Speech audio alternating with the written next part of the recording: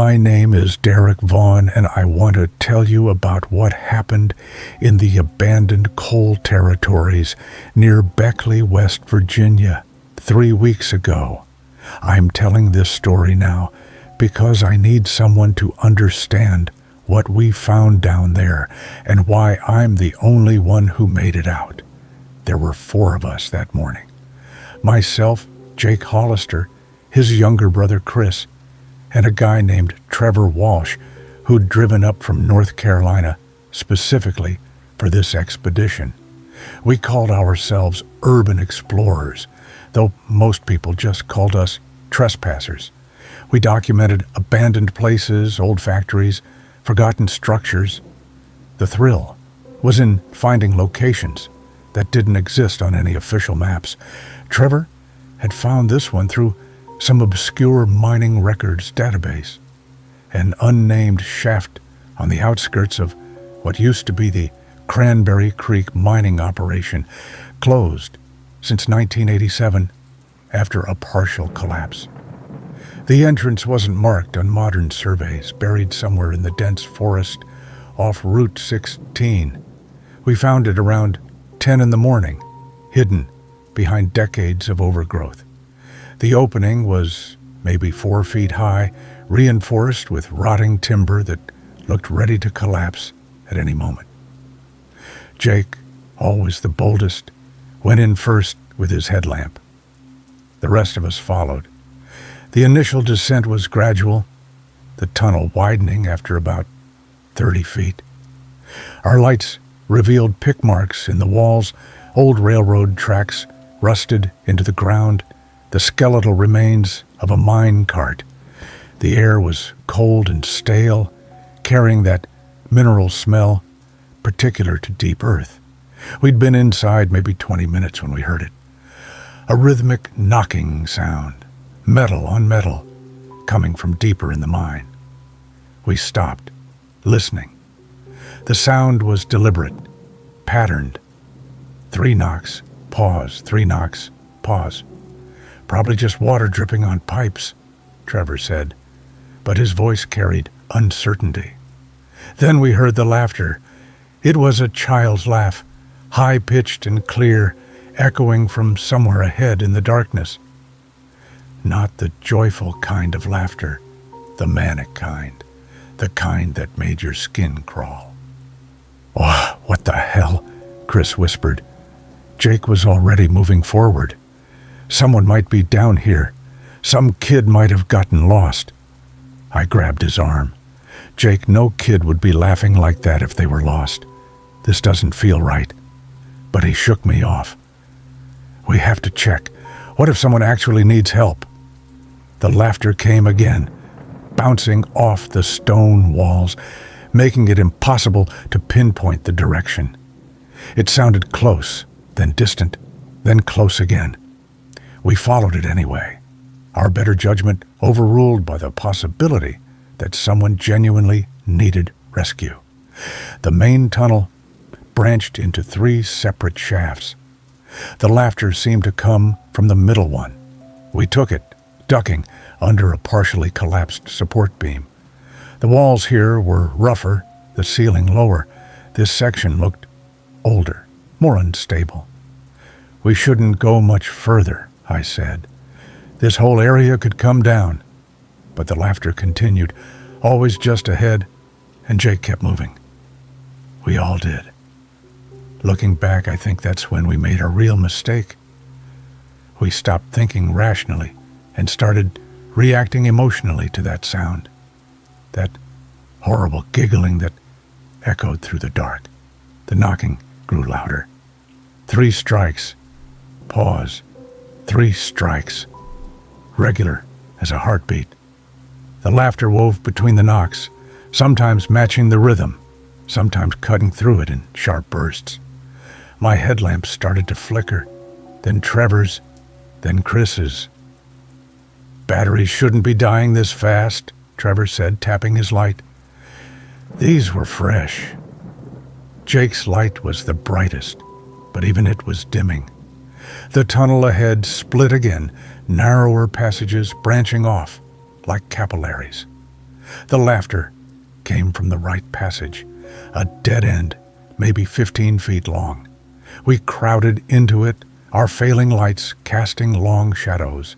At the end of the passage, sitting on a wooden crate, was an old cassette player, the kind from the 80s, boxy and beige.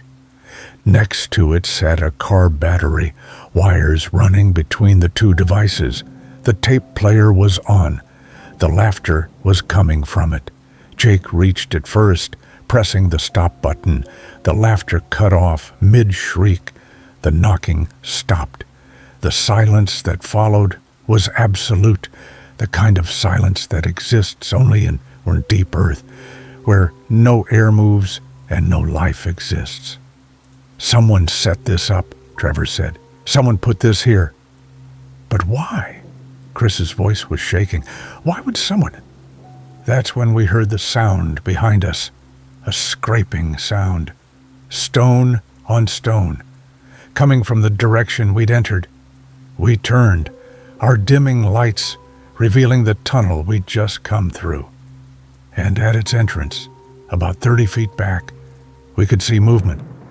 Someone was stacking rocks across the opening. Large rocks, deliberately placed, building a wall. "Hey!" Jake shouted, running toward it. "Hey, what are you doing?" The figure didn't respond. In the dying light, I couldn't make out details. Just a silhouette. Human-shaped, but wrong somehow, the proportions off. It moved with mechanical efficiency, lifting stones that should have required 2 people to move. We reached the wall. It was already waist-high. Jake tried to pull the rocks away, but they'd been wedged tight, and behind them, more were being added. The figure worked in silence, never acknowledging our presence. "Stop!" I yelled. "You're trapping us in here!" My headlamp died completely. Then Chris's. Trevor's flickered once and went out. Only Jake's remained, and it was fading fast. In the dimming light, I finally got a clear look at what was building the wall. It wasn't human. Not entirely. The shape was right, but the skin was wrong, gray and dusty like coal residue, stretched too tight over bones that jutted at unnatural angles. Its face, when it turned toward us for just a moment, was hollow. Not hollow, like empty. Hollow like something had been scooped out from the inside, leaving only a shell. It placed another stone, then another. The wall was chest high now. "We need to move," I said. "Now." We ran back down the tunnel, away from the wall, away from that thing. But we'd come from that direction, and every branching passage looked the same. In the failing light, Jake's headlamp was barely a glow now, more of a suggestion of light than actual illumination. Behind us, we could still hear the stones being placed, methodical, patient, sealing us in. We tried 3 different passages. Each ended in a collapse or a wall of solid rock. The mine was a maze, and we'd been led to its deadest end. That tape recorder, that laughter, it had been bait, drawing us deeper, while something else blocked our exit. Jake's light died. Complete darkness. The kind of darkness that presses against your eyes, that makes you question if you still exist. I could hear the others breathing fast and panicked. I could hear my own heart hammering. And behind us, still distant, but getting closer, that scraping sound. Stone on stone. It was following us. "Hold hands," I said. "Keep contact. Feel along the wall." We formed a chain, Chris's hand gripping mine with desperate strength. We moved slowly, running our free hands along the rough stone. Every step could have been off a drop-off. Every moment we expected the ceiling to collapse or that thing to catch up with us. I don't know how long we wandered in that darkness. Time loses meaning when you can't see. But eventually, Impossibly, I felt something different under my hand. Air movement. A draft. "This way," I whispered. We followed the draft, stumbling over debris, skinning our hands on sharp rock. The draft grew stronger. And then, ahead, the faintest suggestion of light. Not from our lamps, from outside. We ran toward it, abandoning caution. The light grew brighter, the tunnel widened, and suddenly we were there, at an opening we hadn't entered through, half hidden by thorn bushes, but open to the sky. We tumbled out into daylight, gasping, covered in coal dust and blood from a dozen cuts. Behind us, from deep in the mine, we heard it. That laughter again. Not from a tape player this time. Live. Real. Echoing up from the depths. And underneath it, barely audible, that knocking. 3 strikes. Pause. 3 strikes. We ran to the vehicles and didn't stop until we were back on Route 16. It wasn't until we reached Jake's truck that we realized something was wrong. Trevor wasn't with us. We were 3, not 4. I looked at Chris and Jake. We all came to the same silent conclusion. At some point in that darkness, we'd lost contact with Trevor. The chain had broken, and we hadn't noticed. We called the police. They searched the mine. They found the entrance we'd used partially collapsed, freshly blocked with stones. They found no sign of Trevor Walsh. They found no tape player, no car battery, no cassette with recorded laughter. They found old bones, though. Lots of them. The sheriff said they were probably from the 1987 collapse. Miners who were never recovered. But some of the bones looked smaller, younger. I still hear it sometimes when the world gets too quiet. That laughter. And I wonder if Trevor heard it too, in those final moments when the darkness took him. I wonder if he's still down there in those tunnels, listening to something that sounds like a child but isn't. Something that's been down there since the mine first opened, waiting for people to follow its voice into the dark. I don't do urban exploration anymore. Some places are abandoned for a good reason. Some doors should stay closed, and some laughter should never be answered.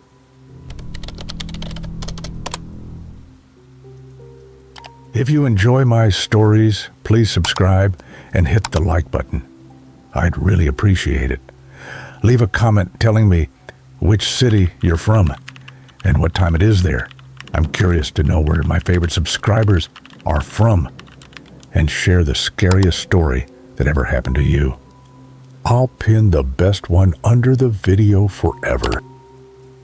My name is Nathan Pierce, and I've been a speleologist for 12 years. I've explored hundreds of cave systems across the United States, from the limestone labyrinths of Kentucky to the lava tubes of New Mexico. I thought I'd seen everything the underground world had to offer. I was wrong.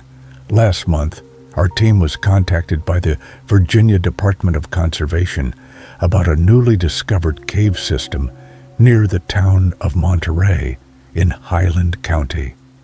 A local hiker had stumbled across an entrance hidden behind a rockfall, and preliminary surveys suggested it might connect to the larger Burnsville Cove system. We were asked to conduct the initial exploration and mapping. There were 4 of us, myself, Dr. Sarah Hendricks from Virginia Tech, and 2 experienced cavers named Matt Bronson and Kevin Liu.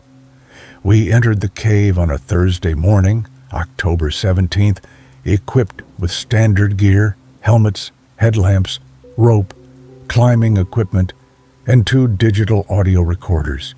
Sarah insisted on the recorders. She was working on a doctoral thesis about acoustic properties in limestone caves and wanted to document the echo patterns.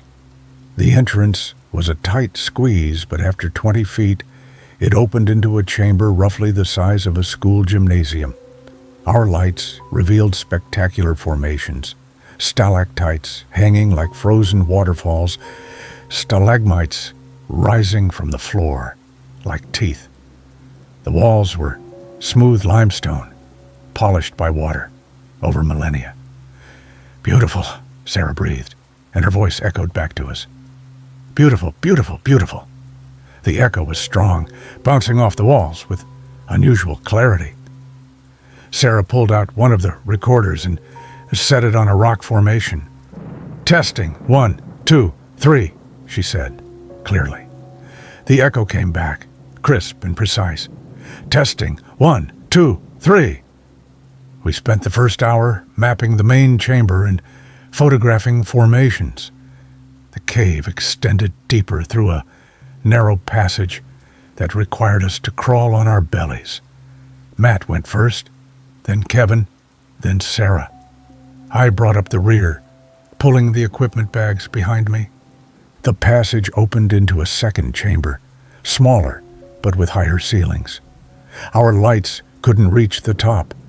The darkness above us was absolute, swallowing our beams like a hungry mouth. That's when we noticed something strange. Sarah was describing a formation to Matt, explaining its geological composition. When we heard her voice echo back, but the echo spoke different words. "The ceiling looks unstable here," the echo said, in Sarah's voice, with Sarah's inflection. But Sarah had just been talking about calcite deposits. We all stopped. Sarah looked confused. "I didn't say that," she said. The echo repeated, "I didn't say that, didn't say that." Matt laughed nervously. "Weird acoustics. Sound must be bouncing in from another chamber." But I'd been caving long enough to know that wasn't how echoes worked. They reflected what you said, not random phrases. Kevin seemed to sense it too. He was staring up at the darkness above us, his expression troubled. We continued deeper. The cave system branched multiple times, creating a maze of passages. We marked our route with reflective tape, standard procedure to ensure we could find our way back. Sarah kept the recorder running, documenting everything. In the third chamber, the phenomenon intensified. I asked Matt, "How much water do we have left?" Before Matt could answer, my own voice echoed back from the darkness. "We should leave now, right now." I hadn't said those words. The echo had. Everyone heard it. We stood frozen, our headlamps casting wild shadows on the walls. Sarah checked her recorder, rewinding the last 30 seconds of audio. When she played it back, we heard something impossible. On the recording, my echo came 4 seconds before I asked my question about the water. The timeline was reversed. The echo wasn't reflecting our voices. It was preceding them. "That's not possible," Matt whispered. His echo replied, "The ceiling is cracking. Do you hear it?" We listened. At first, nothing. Then, very faintly, a sound like distant ice breaking, pops and creaks from somewhere above us. The limestone was shifting. Kevin spoke up, his voice tight with fear. "I think we should consider." His echo cut him off, screaming in his own voice, get out now. The chamber is collapsing. Get out." We didn't wait to discuss it. Some instinct, some primal recognition of danger sent us running. We grabbed our equipment and moved fast, following our reflective markers back through the narrow passages. Behind us, the sounds grew louder, not just creaking now, but grinding, stone on stone. The entire cave system was becoming unstable. Sarah was ahead of me in the crawl space when I heard a deep groan from the rock around us. Dust began falling from the ceiling, coating my helmet, getting in my eyes. I pushed forward, ignoring the scrapes on my elbows and knees. We burst out of the cave entrance at 2:47 p.m., according to Kevin's watch. We'd been inside for just under 4 hours. We scrambled down the hillside, putting distance between ourselves and the cave mouth. At 3:52 p.m., exactly 1 hour and 5 minutes after we exited, we heard it. A deep rumble, felt as much as heard, rolling through the mountain. Birds exploded from the trees. A cloud of dust billowed from the cave entrance. We hiked back up, carefully. The entrance was partially blocked by fallen rock, but we could see inside. The first chamber had survived, but everything beyond it was gone, collapsed. The passage we'd crawled through, the chambers we'd explored, all of it buried under tons of limestone. If we'd stayed even 10 more minutes, we would have been crushed. That night, back at our hotel in Monterey, Sarah reviewed all the audio recordings. What she found made none of us sleep well. The recording clearly showed our voices and their echoes out of sync. The echoes came first, consistently 4 to 7 seconds ahead of our actual speech. But that wasn't the worst part. After the timestamp showing, when we exited the cave, our echoes kept talking.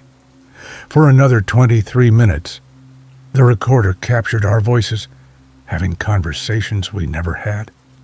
Sarah's echo discussed geological formations we never reached. Matt's echo described finding an underground stream. Kevin's echo laughed at something. And my echo, in the final minute before the collapse, said something that still haunts me. We stayed too long. We didn't listen. Now we're part of the cave forever. Then the sound of the collapse and silence. Sarah submitted the recordings to 3 different acoustic specialists. None could explain them. The prevailing theory is equipment malfunction, data corruption, something rational and scientific. But we were there.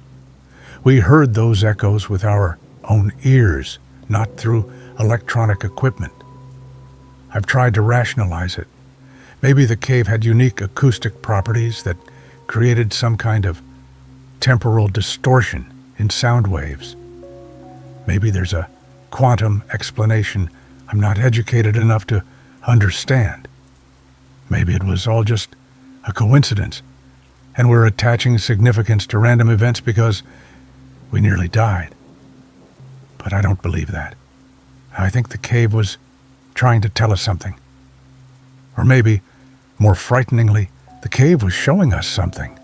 An echo of a timeline where we didn't listen, where we stayed too long, where our voices became permanent residents of that limestone darkness. I still do cave exploration. It's my profession, my passion. But I listen to echoes differently now. And if I ever hear my own voice telling me something I haven't yet said, I'll be out of that cave faster than you can imagine. Some echoes are just reflections of sound, but some echoes are reflections of possibility, of alternate timelines, of futures that almost happened. The cave in Highland County showed us ours, and we were smart enough, or lucky enough, to listen. The following text was recovered from a smartphone found near the abandoned Elk Ridge mine entrance in McDowell County, West Virginia, on November 24th, 2025. The device belonged to Caleb Morrison, age 17, who was reported missing along with 2 friends, Tyler Marsh, age 17, and Austin Kelly, age 16, on November 22nd. All 3 were last seen leaving Welch High School that afternoon. I'm writing this on my phone because I need someone to know what we found. My hands are shaking so bad I keep making typos. We're hiding in Tyler's truck right now, parked about half a mile from the old Elk Ridge mine off County Road 12. Something's wrong. Something's really wrong. It started this afternoon. Tyler heard from his older brother about this abandoned mine that got sealed up back in 1974 after some kind of accident. 12 miners died when a section collapsed. The company poured concrete over the entrance and walked away, left the whole operation to rot. Tyler wanted to check it out, take some photos for his Instagram. Austin and I figured, why not? We had nothing better to do on a Friday. The entrance wasn't hard to find, just past the old Mineral Springs Road turnoff, hidden in the trees. Someone had spray-painted "Stay Out" on the concrete barrier years ago, the letters faded to ghosts. But that's not what made us stop. Someone had broken through the concrete. Not a clean break either. Looked like it had been chipped away over time, piece by piece, creating a hole maybe 3 feet across. Big enough for a person to squeeze through if they really wanted to. Tyler got out first, walking up to the entrance. "Check this out," he called back to us. Around the hole, the ground was disturbed. Mud and dirt smeared in patterns, handprints and knee prints, like someone had been crawling in and out, repeatedly. The marks looked fresh, some of them still damp, despite it not raining for 3 days. "Someone's been using this," Austin said, stating the obvious. "Like recently?" I pulled out my phone and turned on the flashlight, pointing it through the hole. The beam cut through darkness, revealing the tunnel beyond. And that's when we saw them. Bones. A massive pile of bones, stacked carefully just inside the entrance. Not human bones, animal bones. I recognized a deer skull, its antlers still attached. Dog skulls, at least 3 of them. Smaller bones I couldn't identify, maybe raccoons or possums. They'd been arranged deliberately, built into a pyramid about 4 feet high. Some of them still had bits of tissue attached. Fresh kills, recent kills. "What the hell?" Tyler breathed. The smell hit us then, rot and decay, wafting out from the tunnel. But underneath it, something else. Something chemical and wrong, like burnt plastic mixed with spoiled meat. That's when we heard it. From deep inside the mine, a sound echoed out. Rhythmic knocking, stone striking stone, tap, tap, tap, pause, tap, tap, tap. Regular as a heartbeat. I swept my phone's light deeper into the tunnel, and the knocking stopped instantly. Complete silence. Not even the echo of the final strike. Just sudden, absolute quiet.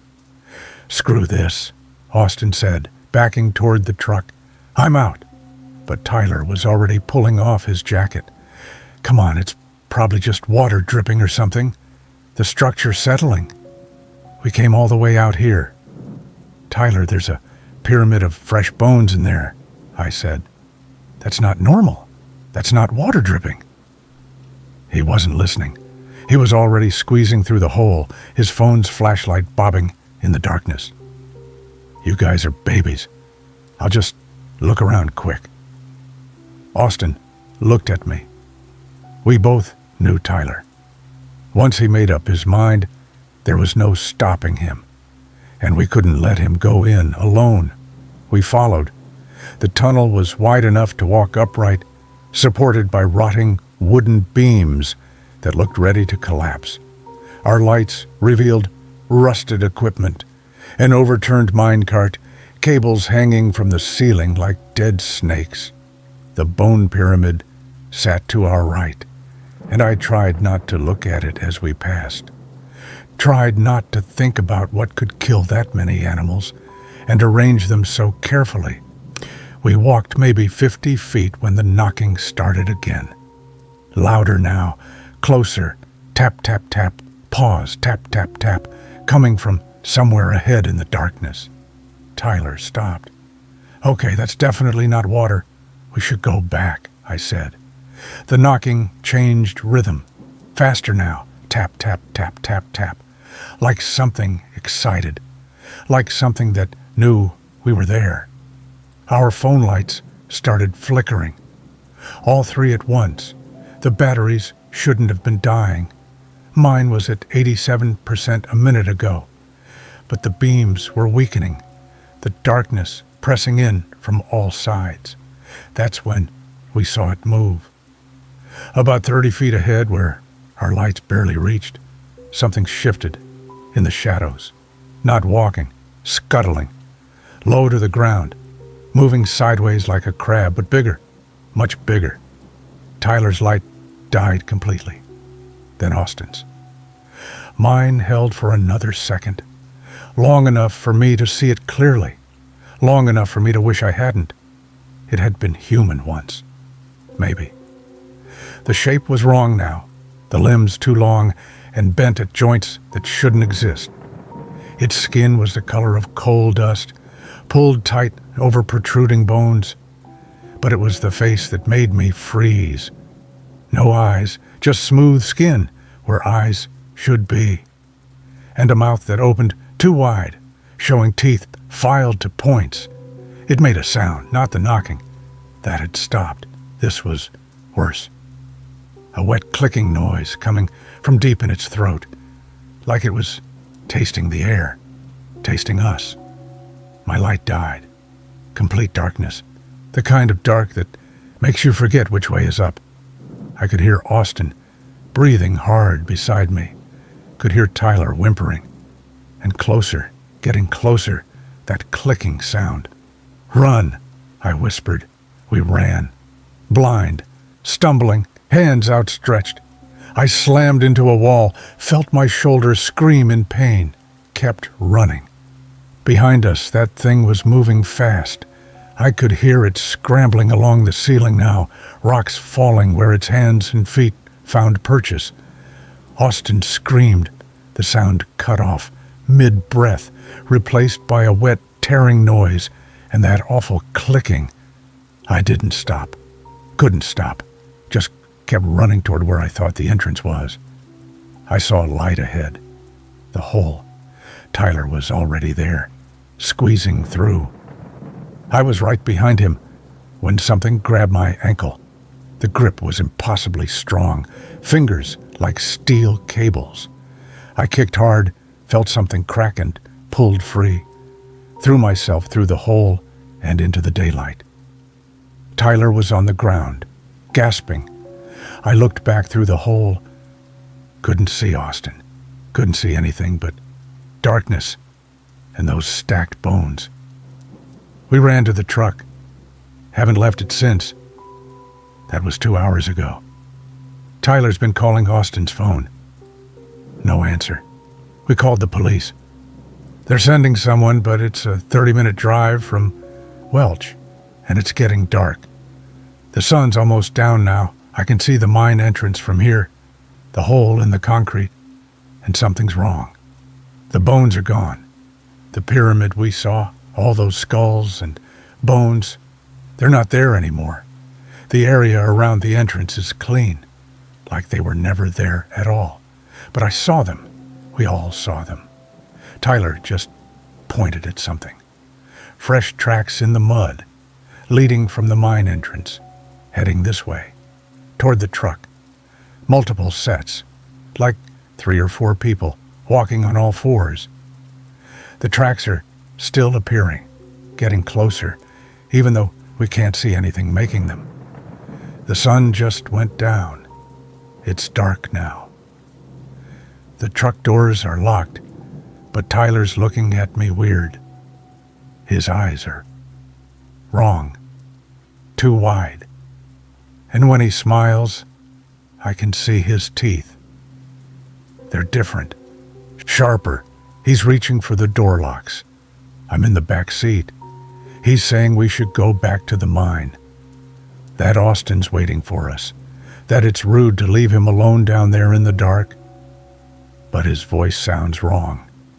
Too many consonants. Like there's something else speaking through his mouth. I'm going to run. I have to run. The door locks are clicking.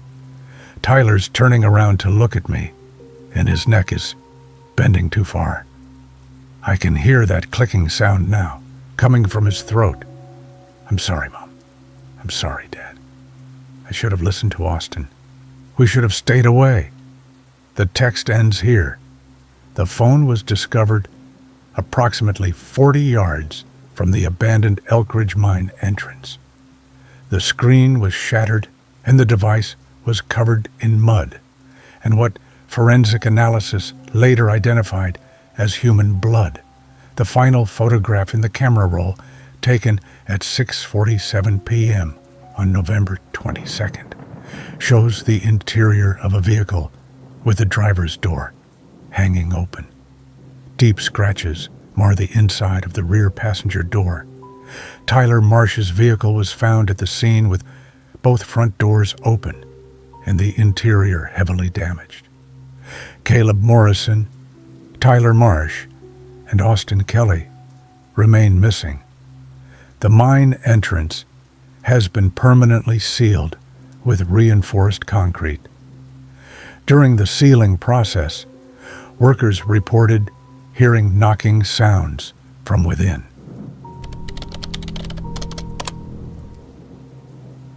The following text was extracted from a composition notebook discovered in a backpack near the Laurel Ridge Tunnel, Sullivan County, Tennessee, on November 28, 2025. The backpack belonged to Weasley Grant, age 19, a local resident of Bristol, who was reported missing on November 20th after failing to return home from a hiking trip in the Appalachian Mountains. November 19th, 2025. I'm starting this journal because something happened today that I can't explain, and I need to document it while it's fresh. My hands are still shaking. My best friend since childhood, Danny Reeves, disappeared yesterday. We were exploring the old railroad tunnels near Holston Mountain, abandoned sections of track that haven't seen a train since the 70s. There are 3 of us who go exploring together, me, Danny, and Marcus Webb. We call ourselves the Tunnel Rats. Stupid name, but it stuck. Yesterday afternoon, we hiked to the Copper Creek Tunnel, about 6 miles up the old rail bed. The tunnel is roughly a 1/4 mile long, cuts straight through the mountain. We'd been through it dozens of times before. Nothing special about it except the echo. You could shout and hear your voice bounce back and forth for what seemed like forever. Danny went in first. He always did. Marcus and I waited at the entrance, sharing a cigarette and watching leaves drift down from the bare trees. The plan was simple. Danny would walk through, we'd meet him on the other side, then hike back before dark. 10 minutes passed, then 20. The tunnel isn't that long. Even walking slow, it shouldn't take more than 15 minutes to traverse. Marcus checked his watch, frowning. He's probably messing with us, I said. You know Danny. But Marcus looked worried. Let's check. We entered the tunnel, our flashlights cutting through the darkness. The air inside was cold and damp, smelling of rust and rotting wood. Our footsteps echoed off the curved brick walls.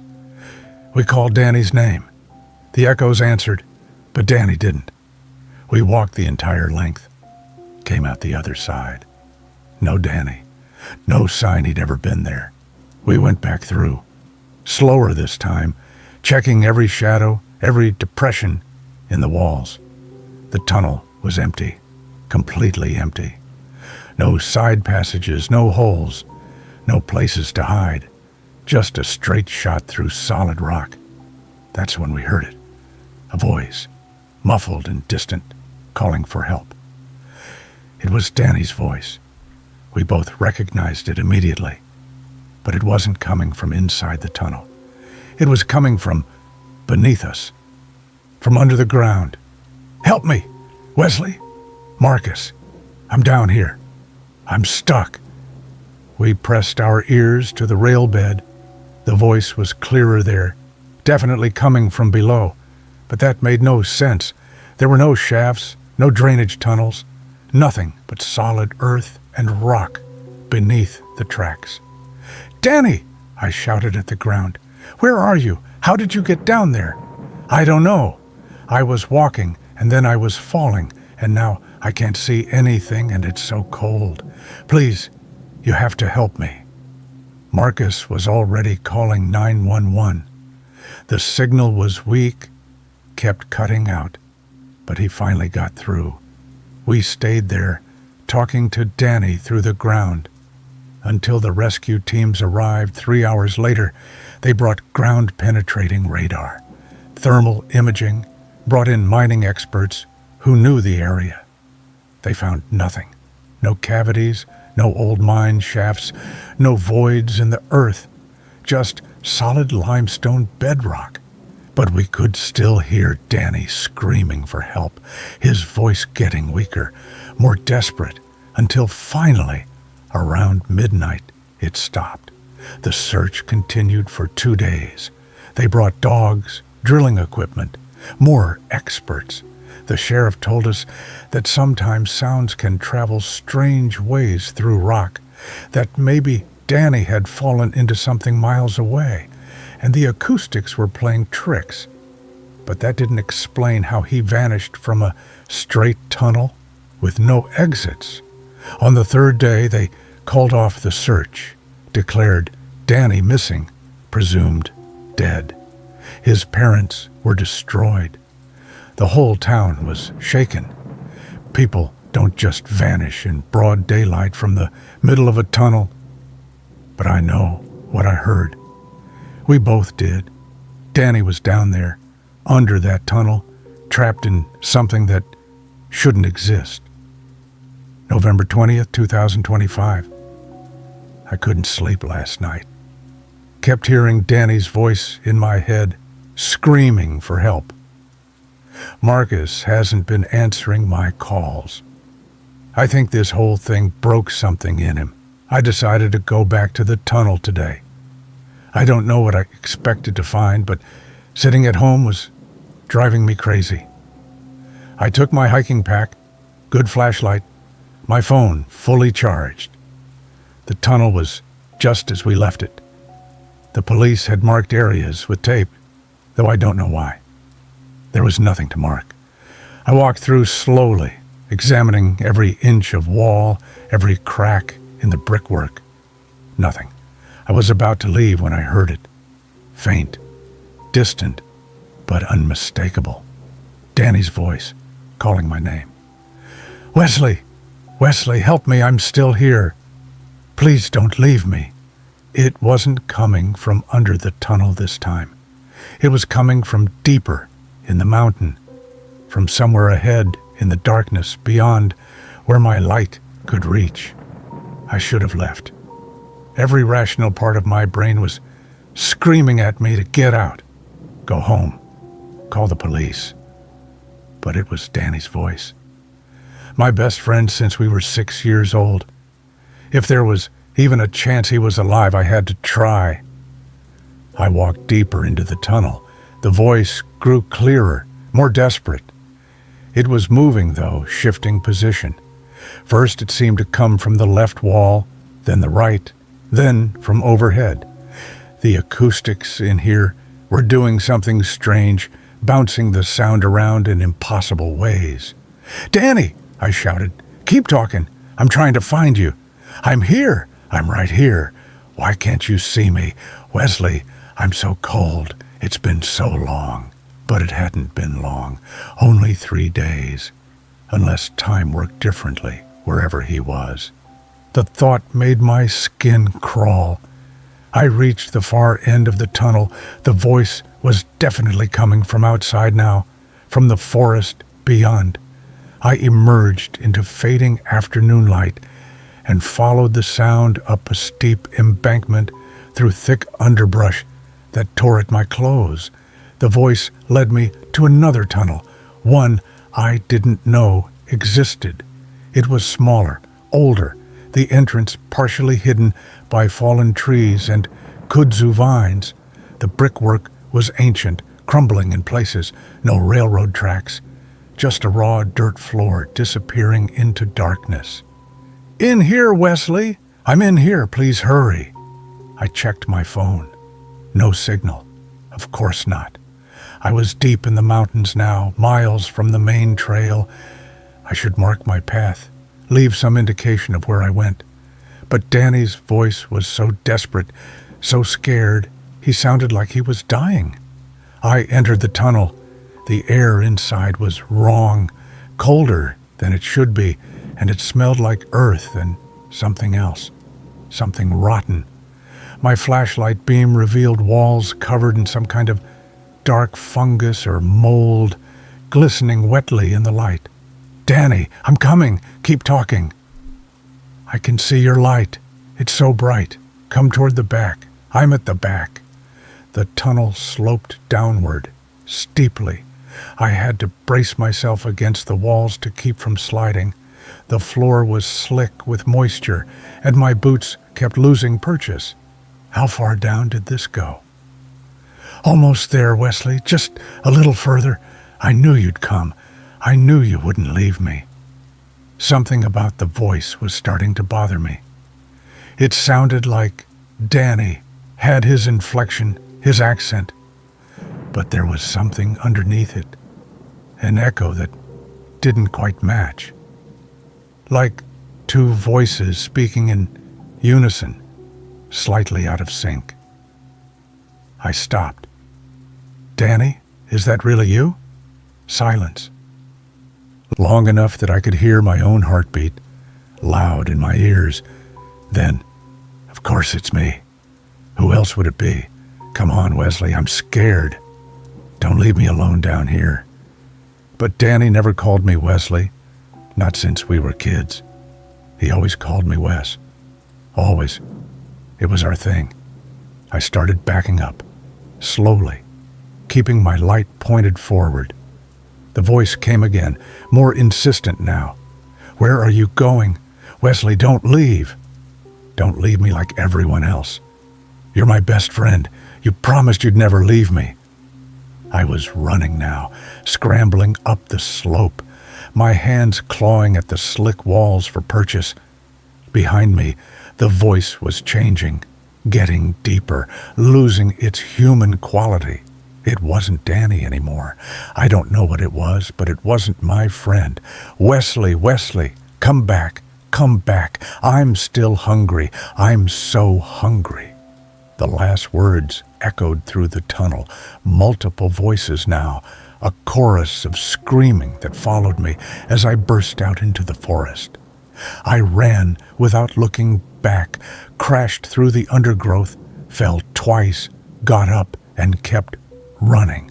Didn't stop until I reached the main tunnel, the Copper Creek Tunnel, the one we knew.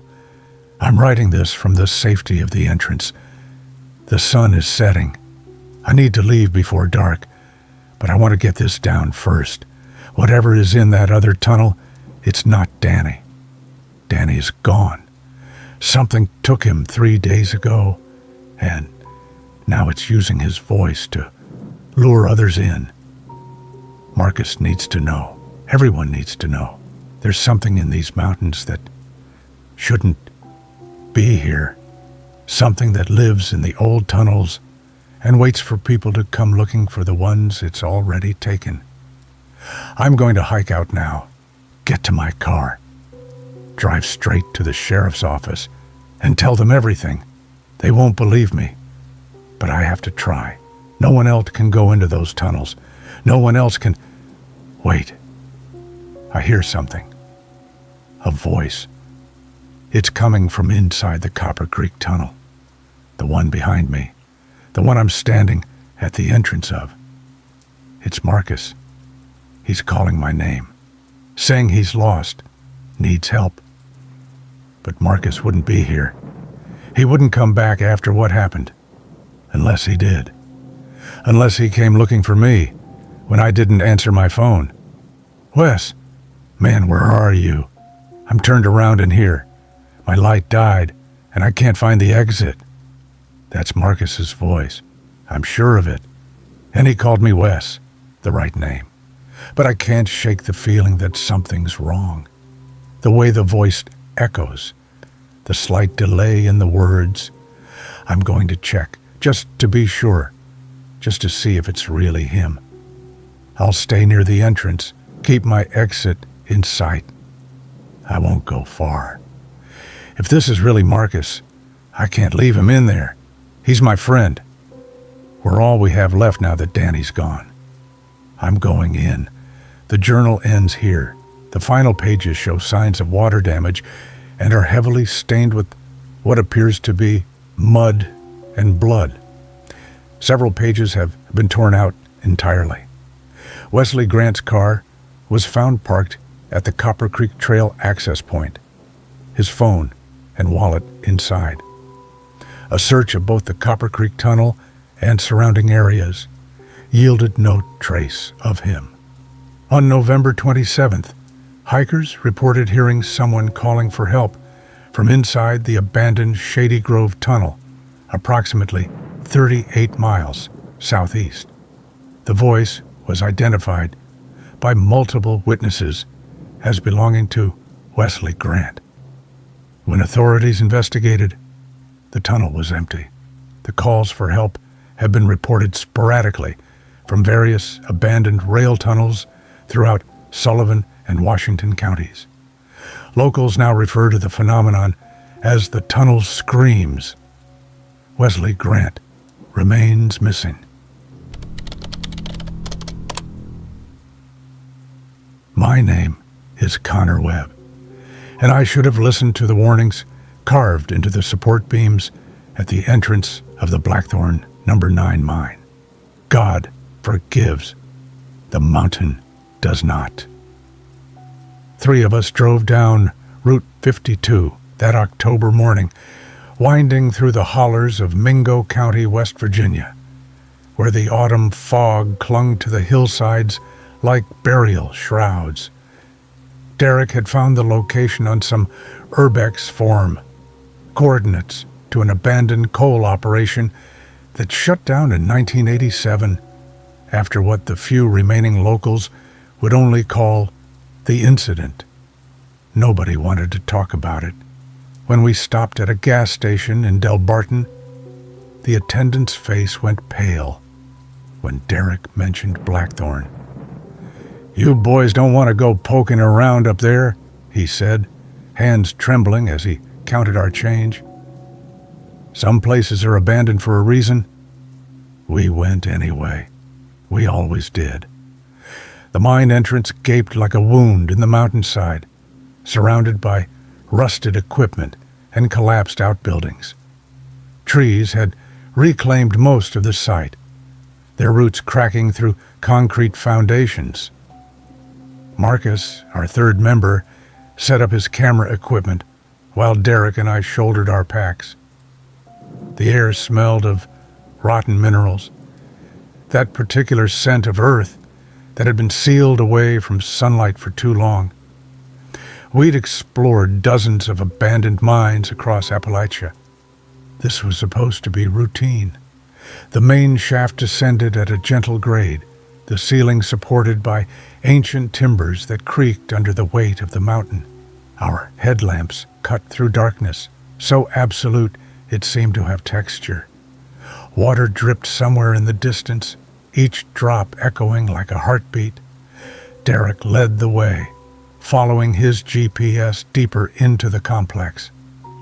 "Should be coming up on the main junction," he said, his voice swallowed by the tunnel. The refuge chambers marked on the old blueprints about 200 yards past the junction. Refugee chambers were mandatory in deep mines, Sealed rooms stocked with oxygen, food, and water. If there was a collapse or gas leak, miners could survive there for days, while rescue crews dug them out. Most of the ones we'd found before were dusty time capsules filled with expired supplies and outdated first aid kits. This one was different. We found it down a side tunnel, and the moment my light hit that steel door, my stomach knotted. The door was painted industrial yellow, flaking with age, but what stopped me cold was the small observation window.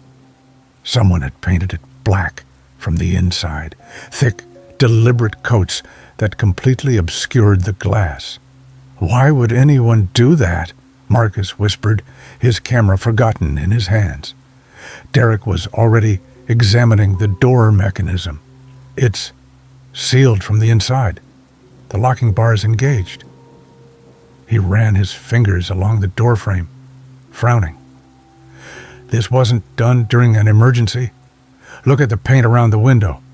It's dried in layers. Whoever was in there spent time doing this." I pressed my ear to the cold metal. Nothing. Just the absence of sound that was somehow worse than silence. "We're opening it, right?" Derek asked. Though his voice carried an uncertainty I'd never heard from him before, we spent 20 minutes working the door with crowbars, the sound of metal on metal screaming through the tunnels. When the seal finally broke, air rushed out with a sound like a dying breath, carrying a smell that made me gag. Not decay exactly, something more primal. Fear, madness, the scent of something that had gone terribly wrong. Derek pulled the door wide, and our lights swept the chamber, empty. No bodies, no skeletons, no equipment scattered across the floor. Just an empty metal box, roughly 12 feet by 12 feet, with a low ceiling and bare walls. But those walls... Jesus Christ, Marcus breathed. Every inch of the metal surface was covered in scratches, deep, frantic gouges that had torn through the industrial paint down to bare steel. They weren't random. They formed patterns, spirals, symbols I couldn't begin to understand. Some scratches were shallow, tentative. Others had been carved with such force they'd actually dented the reinforced walls. Near the floor, they became longer, more desperate, as if whatever made them had been on its knees, clawing upward. In the corner sat a pile of empty cans, dozens of them, beans, vegetables, fruit, all opened without a can opener. The metal lids were peeled back, jagged and torn, and when I got closer, I could see the bite marks. Human teeth had clamped down on the sharp edges, hard enough to leave perfect impressions in the tin. Some cans had blood rust around the openings. "How long would someone have to be trapped in here to do this?" I asked, though I knew the answer wouldn't make sense. Derek was examining the scratches near the door. "Connor, look at this." He'd found words carved into the metal, hidden among the chaos of marks. The letters were crude, dug deep. "It came through the walls, can't see it in the light, painted the window. Black don't let it see you." "What the hell does that mean?" Marcus asked, his camera now recording everything. I was about to answer when I heard it. A sound from deeper in the tunnel system. Not the creaking of old timbers or the drip of water. Footsteps, slow, deliberate, getting closer. "Did you hear that?" I whispered. We all froze, headlamps pointed down the tunnel. The footsteps stopped. Then something scraped against the tunnel wall, a long dragging sound, like fingernails on metal, the same sound that would have made those marks in the refuge chamber. "We need to leave," Derek said, his voice tight. "Now." We backed away from the chamber, keeping our lights trained on the darkness ahead. The scraping sound followed us, staying just beyond the reach of our beams. I could hear breathing now, heavy and wet, echoing off the stone. We started moving faster, heading back toward the main shaft. Behind us, the footsteps resumed, running now. Whatever was down there with us was no longer hiding. "Go, go, go!" Derek shouted. We sprinted through the tunnels, our lights bouncing wildly. The breathing was right behind us, so close I could feel displaced air on my neck. Marcus stumbled, and I grabbed his arm, hauling him forward. "Don't look back. Never look back in the dark." The junction appeared ahead, and we veered toward the exit shaft. The footsteps stopped again. I risked a glance over my shoulder and wished I hadn't. Something stood at the edge of my light, tall, impossibly thin, with limbs that bent wrong.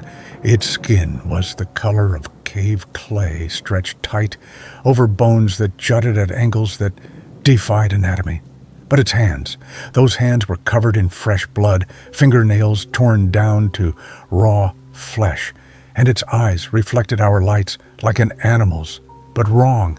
Too many of them, or maybe not enough. My brain couldn't process what I was seeing. It tilted its head, watching us with terrible intelligence. Then it smiled, revealing teeth that had been filed down to points on tin cans. We ran. We ran until our lungs burned and our legs gave out, bursting from the mine entrance into the gray October afternoon. We didn't stop until we reached the truck, throwing our gear in the bed and peeling out down the mountain road. None of us spoke during the drive. What could we say? We'd documented everything. Marcus had it all on camera. But when we got back to his apartment and he tried to review the footage, the files were corrupted. Every single one. Just static. And that sound. That scraping, scratching sound. Playing on an endless loop. I did some research after that day. Obsessive research. Blackthorn number 9 shut down in 1987 after 7 miners went missing during a shift change. They sealed the mine without ever recovering the bodies. The official report blamed a collapse, but I found newspaper archives that told a different story. The last radio transmission from below mentioned something about one of the miners changing, becoming violent, hiding in the tunnels, about how they'd locked themselves in the refuge chamber to escape him. The transmission ended with screaming and the sound of metal being torn apart. 7 miners went missing. 7 sets of scratches on those walls, getting more frantic, more inhuman as whatever was happening to them progressed. 7 piles of cans opened with teeth that had given up being human. And that thing we saw, that wasn't the threat they were hiding from. That was what they became. I haven't been urban exploring since. Derek moved to Colorado, won't return my calls. Marcus got rid of all his equipment and refuses to talk about that day. But sometimes, late at night, I hear scratching in my walls. I tell myself it's mice or settling, but I know better. Whatever was in that chamber, whatever transformed those miners in the dark, is patient. It waited decades in those tunnels, and now it knows, we know, it's there. Sometimes I wake up at 3 a.m. with the taste of metal in my mouth and blood under my fingernails. I stand in front of my bathroom mirror, checking my teeth for signs of sharpening, examining my hands for changes. The fluorescent light flickers, and for just a second, I see too many reflections. I keep every light in my apartment on now, even when I sleep. The electric bill is bankrupting me, but I don't care. because I remember what those words said, carved in desperation into refuge chamber walls. Can't see it in the light. I just hope they were right. I hope light is enough, because if it isn't, if the darkness finds a way in despite my precautions, I know exactly what I'll do. I'll lock myself in the bathroom, paint over the mirror, and pray that whatever I become stays trapped inside. God forgives. But what we found in that mountain does not. And it's still down there, waiting, scratching, growing hungry in the dark. The following journal entry was recovered from a hunting cabin near Spruce Knob, West Virginia, on January 15th, 2024. It belonged to Thomas Garrett, age 42, reported missing by his wife on January 9th after he failed to return from a solo hunting trip in the Appalachian Mountains. My name is Thomas Garrett, and I've been hunting these mountains for 23 years. I know every ridge, every hollow, every abandoned mine shaft between Seneca Rocks and the Greenbrier River, or I thought I did. January 7th, 2024. Tuesday morning broke cold and clear, temperature hovering around 15 degrees. Perfect tracking weather. Fresh snow had fallen overnight, laying down a clean white canvas across the forest floor. I left the cabin on Briery Gap Road before dawn, rifle slung across my back, following the old logging trail that winds up toward the ridgeline. I picked up the deer's trail around 8 o'clock, maybe 2 miles from the main road. A decent buck, judging by the hoof prints and the scrapes on the trees. He was moving steady, not spooked, working his way through a stand of bare oaks. I followed for an hour, watching the tracks, reading his path like words on a page. That's when I took my shot. The buck was standing broadside at 70 yards, breath steaming in the morning air. I squeezed the trigger, felt the rifle kick, heard the crack echo off the mountainside. The deer lurched, stumbled, then bolted into the thick laurel. I'd hit him, but not clean. A gut shot, maybe, or too far back in the lungs. Every hunter knows you don't chase a wounded deer immediately. You give it time to lie down and stiffen up. Otherwise, you'll push it for miles. I waited 30 minutes by my watch, sitting on a fallen log, listening to the silence of the winter woods. When I took up the trail again, the blood sign was easy to follow, dark droplets in the snow growing more frequent. He was hurt bad, weakening. The tracks led me higher up the mountain into territory I didn't recognize. The trees grew thicker here, blocking out most of the daylight, old-growth forest that the loggers had somehow missed. That's when I saw the mine entrance. It opened up in the side of the mountain like a missing tooth, a black maw framed by rotting timbers and rusted rail tracks. Old iron ore mine, probably dating back to the 1920s or earlier. The Appalachian Mountains are riddled with them, forgotten shafts that honeycomb the rock. Most are collapsed or flooded. This one looks stable, its entrance clear of debris. The buck's tracks led straight inside. I stopped at the entrance, studying the snow. This is important. This is what I need you to understand. The snow around that mine entrance was absolutely pristine, undisturbed. No tracks except the ones I was following. The deer had staggered inside, its hoof prints clear in the shallow drift that had blown into the tunnel mouth, and now my boots beside them as I stepped over the threshold. Nobody else had been here. Nothing had come out. I clicked on my headlamp and followed the blood trail into darkness.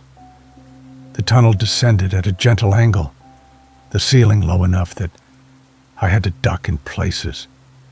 Ancient support timbers creaked overhead, and water dripped somewhere in the distance. My breath plumed white in the beam of my light. It was actually colder inside the mine than outside, as if the mountain itself was exhaling winter. The blood sign grew heavier.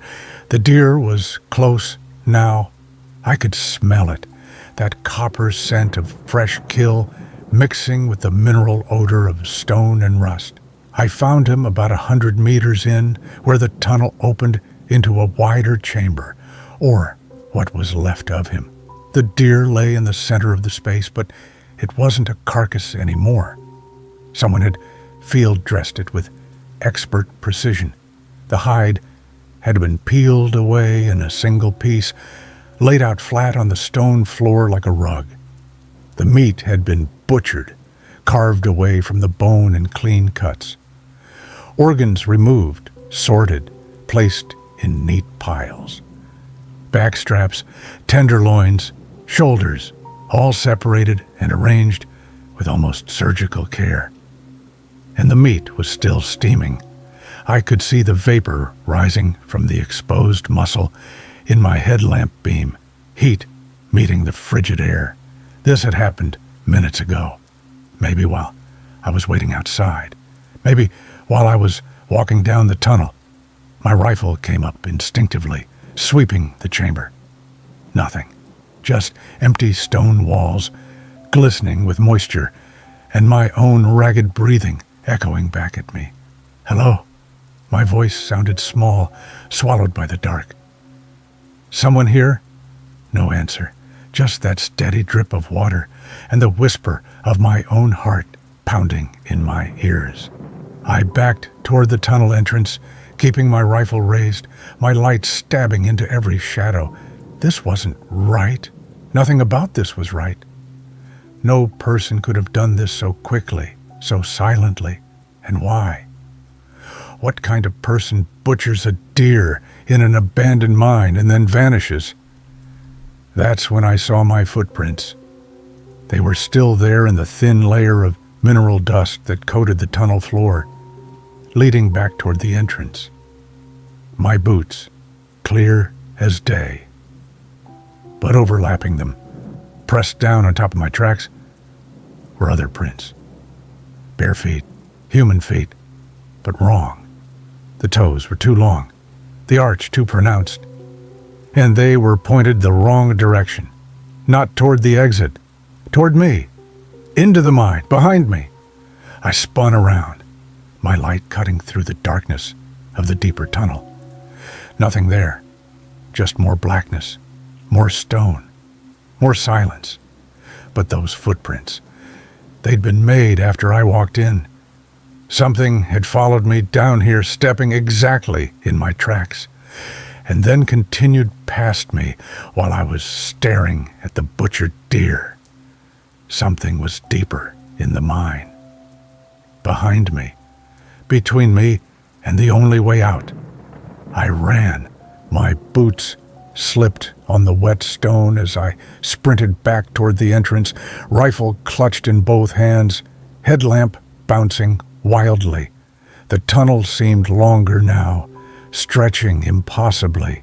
The entrance should have been right there, just 100 meters, but the darkness kept swallowing my light. Then I heard it. Footsteps, running behind me. Fast, too fast, and breathing. Heavy, wet breathing that echoed off the walls, making it impossible to tell how close it was. I didn't look back. You never look back. The tunnel bent, curved, opened into another chamber. I didn't remember passing through. No, this wasn't right. I'd walked straight in. There weren't any side chambers. But here I was, standing in a space I'd never seen. My light revealing more tunnels, branching off in 3 different directions. I was lost. In a mine I'd walked into in a straight line, I was somehow lost. Please. I don't know who I was talking to. God, maybe. Myself. Please, just Let me find the way out. The footsteps had stopped. The breathing had stopped. Everything was silence. Then I felt it. Breath on the back of my neck. Cold breath that smelled like copper and meat and earth. I turned. What I saw is going to sound insane, and maybe I am insane. Maybe the cold got to me, or I'm suffering from carbon monoxide poisoning or shock. But I know what I saw. It was tall. Impossibly tall in that low tunnel, its back bent at an angle that should have been agonizing. Its skin was the color of cave clay, gray-white and slick with moisture. But its proportions were all wrong. Arms too long, hanging past its knees, ending in hands with fingers that seemed to have too many joints. Its legs bent backwards at the knee, like a deer's legs, like it had learned to walk by studying the animals it caught. But its face, God, its face was almost human. Almost. The features were there, but stretched, elongated, as if someone had taken a human skull and pulled it like taffy. Its eyes reflected my light, flat and black like a deer's eyes. And its mouth hung open, revealing teeth that had been filed to points, stained dark with old blood. It was wearing scraps of clothing, tatters that might have once been a flannel shirt, boots rotted to leather strips around those backwards feet. How long had it been down here? How long since it was human? We stared at each other for a moment that felt like hours. Then it smiled, and I saw that its tongue was missing, just a ragged stump where it had bitten it off, or something had taken it, or maybe it had removed it itself in whatever madness had transformed it from man to this. I raised my rifle, but it was faster. Its hand shot out and grabbed the barrel, yanking the weapon from my grip with strength that shouldn't have been possible. The rifle clattered into the darkness behind it. I turned and ran deeper into the mine. I had no choice. It was between me and the entrance, and I couldn't fight it, couldn't reason with it, couldn't do anything but run into the mountain's black throat. I can hear it now, following me through the tunnels. All was just behind me, breathing, scratching along the walls. Sometimes I think I find the exit, see daylight ahead, but it's just my mind playing tricks. There is no exit. There never was. I've been walking for hours, maybe days. Time doesn't work right down here. My headlamp is dying, battery fading to a dim orange glow. When it goes out, the thing behind me will come closer. I can feel it waiting, patient, knowing these tunnels in a way I never will. I think I understand now. The deer wasn't the only thing it hunted. The deer was bait. It knew I'd follow. It watched me wait outside, giving the wounded animal time. It worked while I sat on that log, butchering the meat, leaving it steaming fresh to keep me confused, to slow me down just long enough. The footprints in my tracks weren't behind me. They were ahead of me. It had circled around in the darkness, stepped in my prints, walking back toward the entrance, making me think it was behind me, making me run deeper, and I fell for it. I ran right into its arms. My light just flickered. Won't be long now. If someone finds this journal, tell my wife I'm sorry. Tell her I should have turned back at the mine entrance. Tell her I should have let the deer go. And tell anyone who hunts these mountains to stay away from the old mine shafts. Some of them aren't abandoned.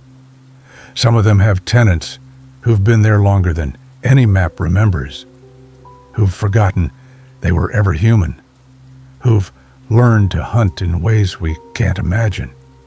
The light's going out now. I can hear it breathing right next to me in the dark, so close I could reach out and touch it.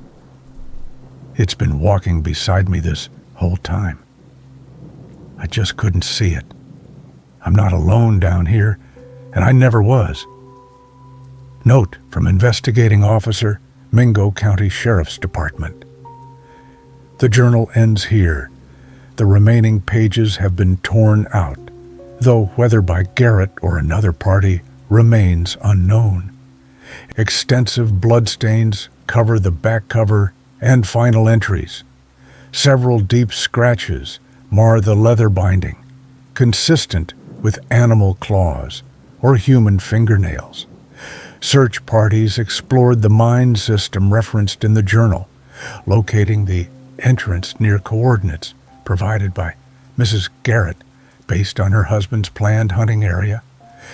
Human remains, later identified through dental records as Thomas Garrett, were discovered approximately 300 meters inside the main shaft. Cause of death could not be determined. The case remains open.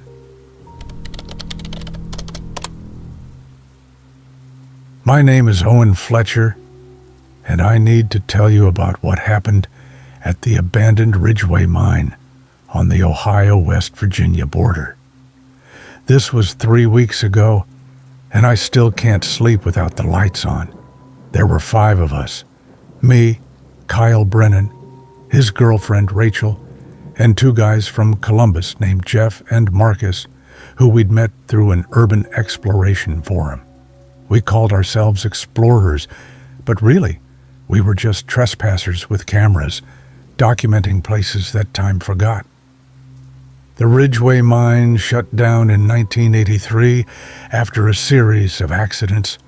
The company went bankrupt, and the property sat abandoned ever since, slowly being reclaimed by the Appalachian forest.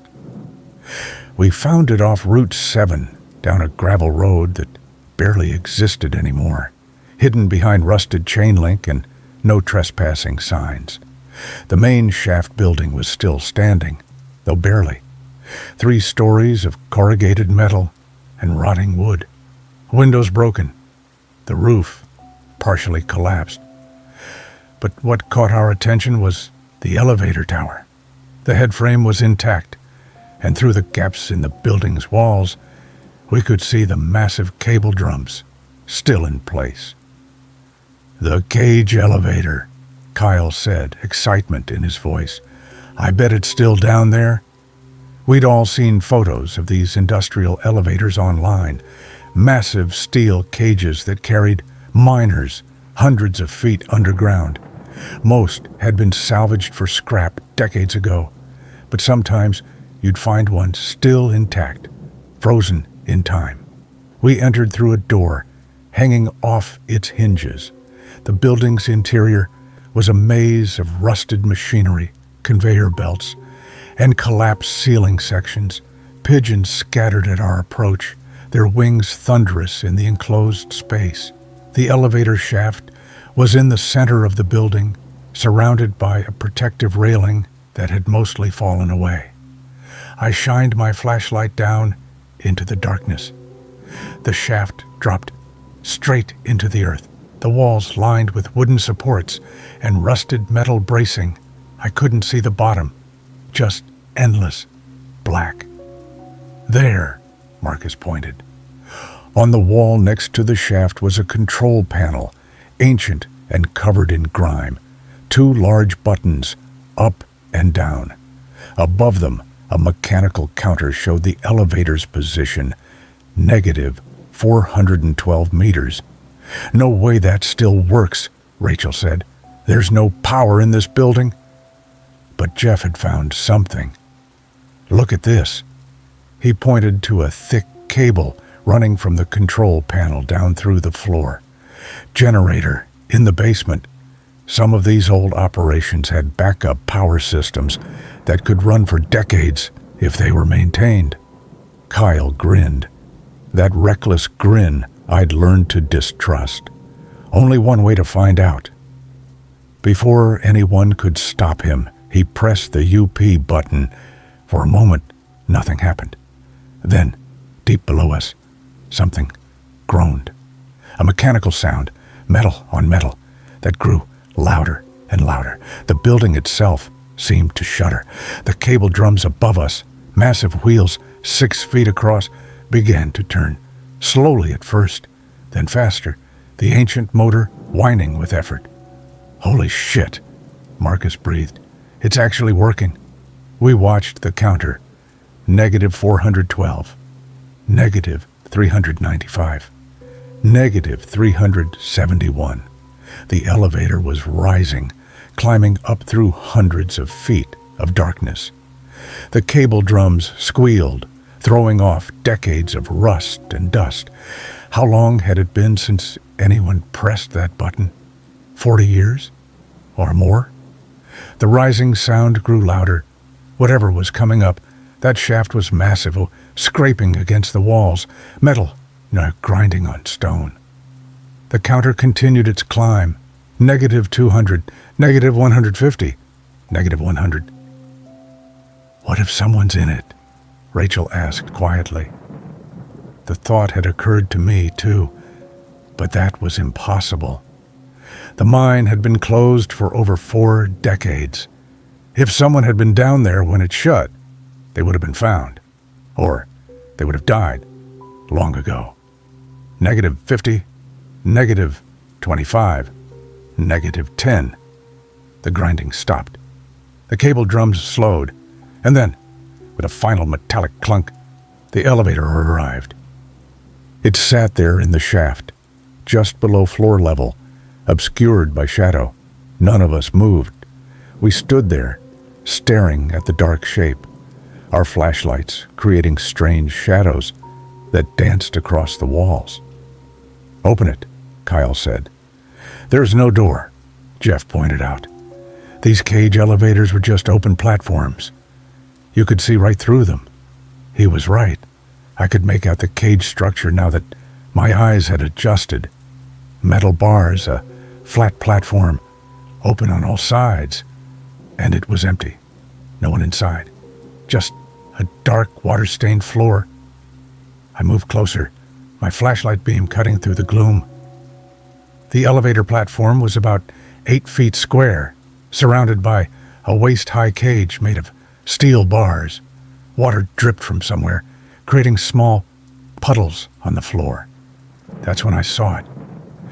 In the center of the platform, sitting in a puddle of water that looked fresh, was a child's bath toy. A yellow rubber duck, the kind you'd find in any toy store. It sat there innocently, its painted eyes staring up at us. "What the hell?" Rachel whispered.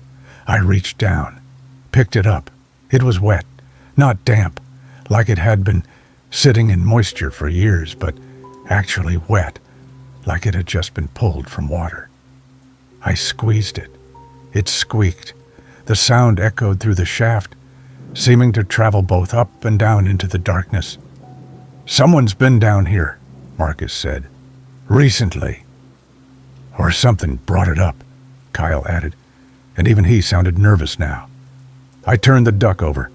On the bottom, in faded marker, someone had written a name, Emma, and a date, the 6th of December, 1983, the year the mine closed. "We should go," I said, "right now." But Kyle was already at the controls. "We need to send it back down. Document what's down there." "Kyle, no." He pressed the down button. The elevator lurched. The cable drums reversed, and the platform began to descend. We watched it drop, the metal cage disappearing into the darkness. The counter started climbing again. Negative 50, negative 100, negative 200. At negative 387 meters, it stopped. The building went silent. Even the pigeons had gone quiet. We waited, staring at the control panel. The counter showed negative 387. The elevator stopped about 25 meters from the bottom. Then we heard it, a scraping sound from deep in the shaft, metal on stone, and something else, a rhythmic banging like someone pounding on the elevator cage from the outside. Bang, bang, bang. The cable went taut. I could see it through the gaps in the floor. The thick steel cable pulled straight and rigid. The drums groaned. The motor whined in protest. "What's pulling it?" Rachel's voice was barely a whisper. The cable tightened further. I could hear individual strands beginning to snap, sharp pops like rifle shots. The motor was screaming now, trying to wind up, but something below was pulling the elevator down with tremendous force. "We need to shut it off." I lunged for the control panel, looking for an emergency stop, a kill switch, anything. The cable snapped. The sound was like a cannon going off. The cable whipped through the building, smashing through walls, tearing machinery apart. We hit the floor as metal fragments flew overhead. One of the cable drums tore free from its mountings and crashed through the roof, leaving a gaping hole that let in streams of afternoon sunlight. When the destruction stopped, we slowly got to our feet. The shaft was quiet now. No grinding, no banging, just silence. I crawled to the edge and looked down. The elevator was gone, the cable hanging limply, its end frayed and torn. In the distance below, I thought I could hear water, a lot of water, like the bottom of the shaft had flooded, and echoing up from those depths, faint but unmistakable, was a sound that made every hair on my body stand up, a child's laughter, high and clear and utterly wrong in that dark place. We ran, didn't stop until we were back at the cars, covered in rust and dust and fear. We've never gone back, never spoken about it except among ourselves. But I kept the rubber duck. I don't know why. It sits on my desk now, a reminder. Sometimes, late at night, I swear I can hear it squeak on its own. And sometimes I hear that laughter, distant and echoing, like it's coming from somewhere deep beneath the floor. The Ridgeway mine is still there, still abandoned. The county condemned the building a week after we visited, citing structural instability. They've sealed the entrance, though I doubt that will keep people out. It never does. If you ever find yourself near the Ohio-West Virginia border, near Route 7, and you see a forgotten gravel road leading into the woods, keep driving. Some places are abandoned for a reason, and whatever is at the bottom of that shaft, 400 meters down, in the flooded darkness, it's been waiting a long time. It's patient. And it knows how to lure people in with the most innocent of objects, a child's toy, a name written in faded marker, and the promise of mystery in the dark places of the earth. I still hear it sometimes, that laughter, getting closer. The following text messages were recovered from a damaged smartphone found by search and rescue teams near Linville Gorge, North Carolina, on November 3rd, 2024. The phone belonged to Marcus Hendricks, age 34, an experienced climber from Asheville who was reported missing by his climbing partner after failing to return from a solo exploration of unmapped cave systems in the Pisgah National Forest. Mark is here, writing this in my notes app because I need to document what I'm seeing.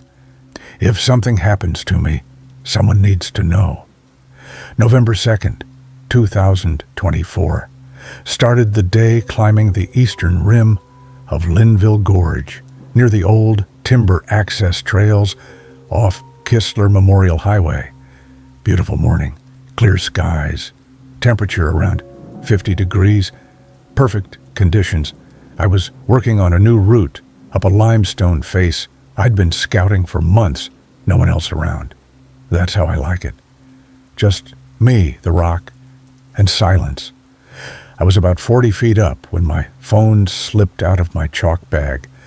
watched it tumble down the rock face and disappear into a vertical crack I hadn't noticed before. The crevice was maybe 3 feet wide at the surface, just a dark slit in the limestone. My phone was down there somewhere, and I needed it. No cell service up here anyway, but it had all my route photos, my GPS data, everything. So I geared up and rappelled down. The crevice was tighter than it looked from above. Had to remove my pack and lower it separately. The walls pressed in on both sides as I descended, rope scraping against stone, 20 feet down, 30 feet. My headlamp beam showed the crack widening below, 40 feet, and suddenly I was in open space, a cave, a real cave, not just a crack in the rock.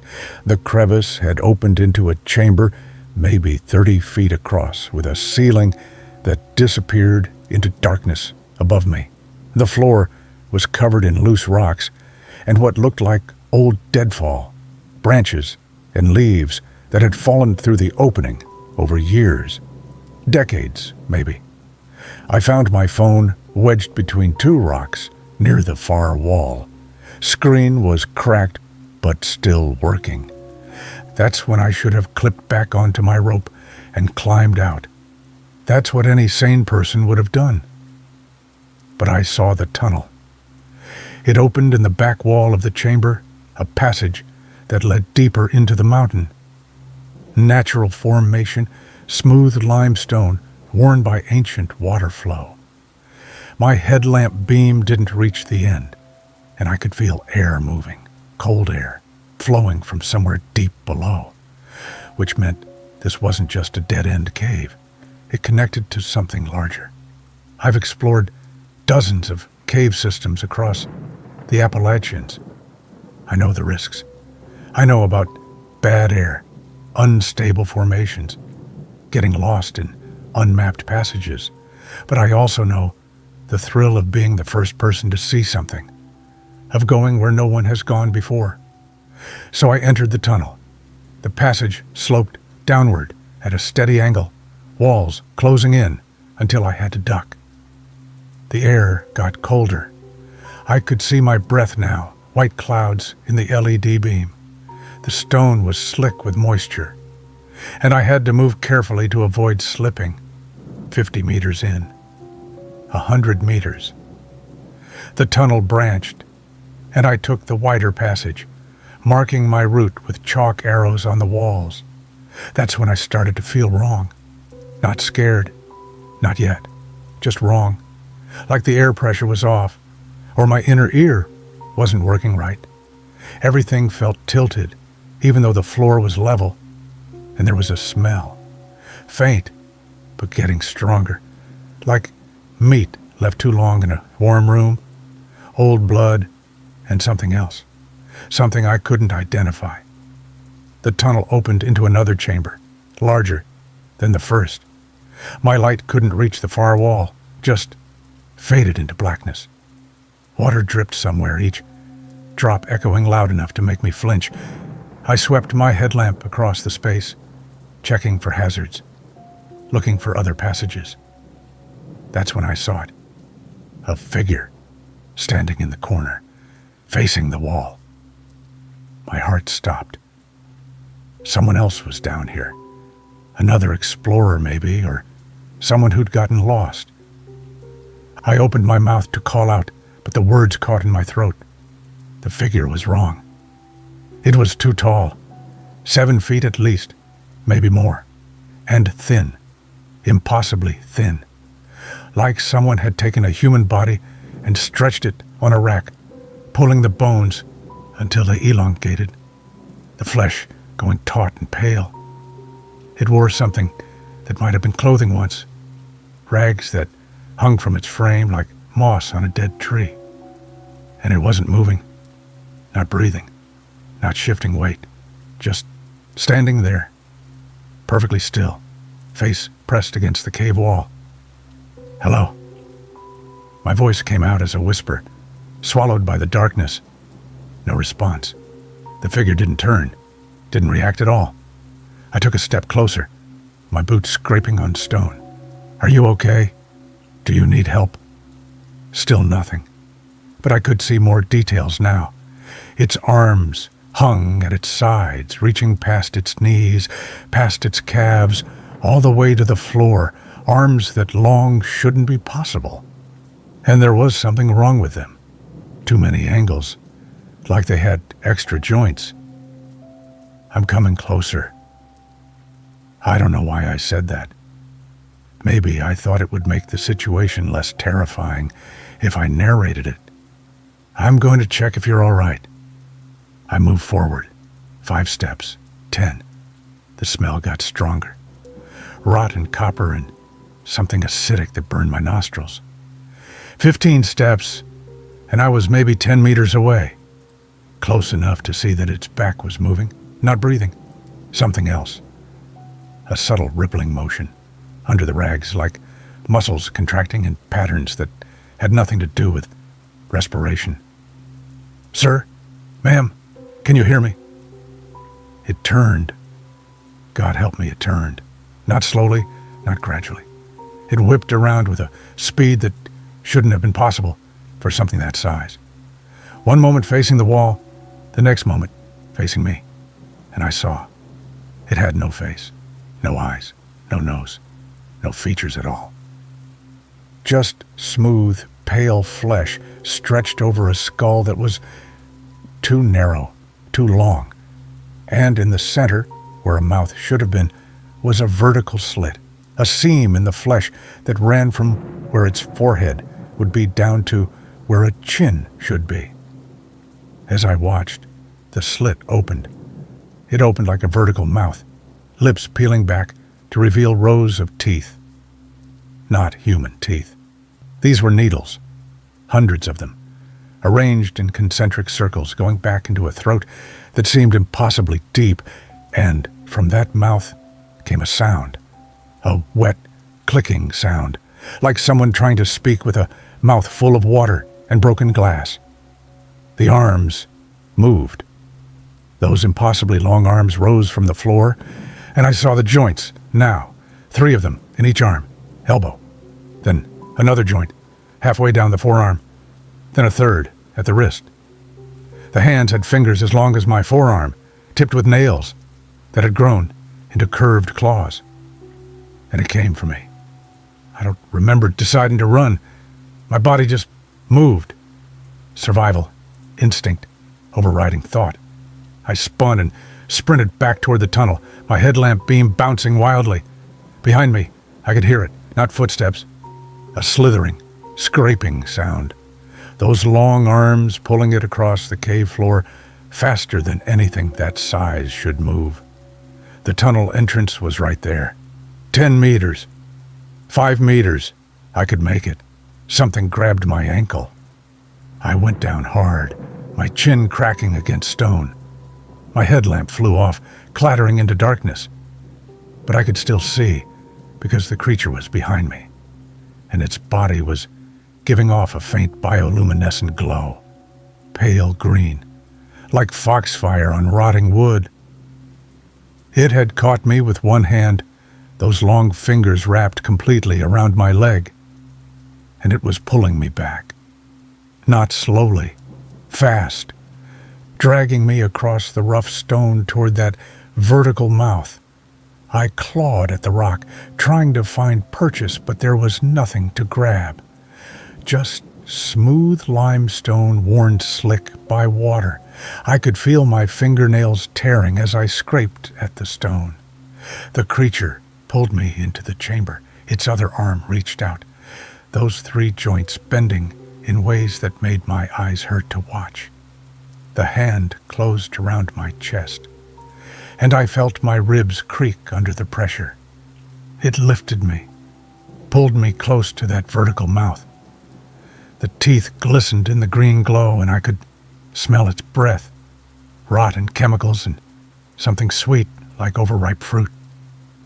The clicking sound got louder, and I realized it was trying to speak, or maybe sing, some sound that approximated human communication, but twisted into something alien and wrong. The pressure on my chest increased. I felt something crack, then another crack. My ribs were breaking, one by one, collapsing inward under that inhuman grip.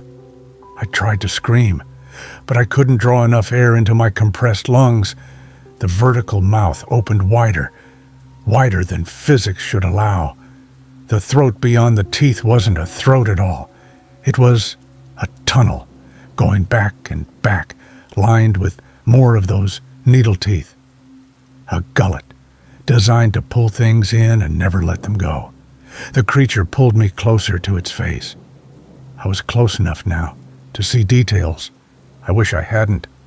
The pale skin wasn't smooth up close.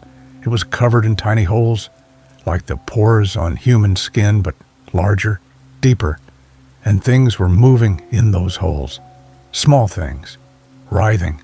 Another rib broke, then another. The pain was beyond description, beyond anything I'd ever imagined.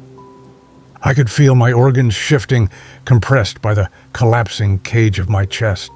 Blood filled my mouth, hot and copper.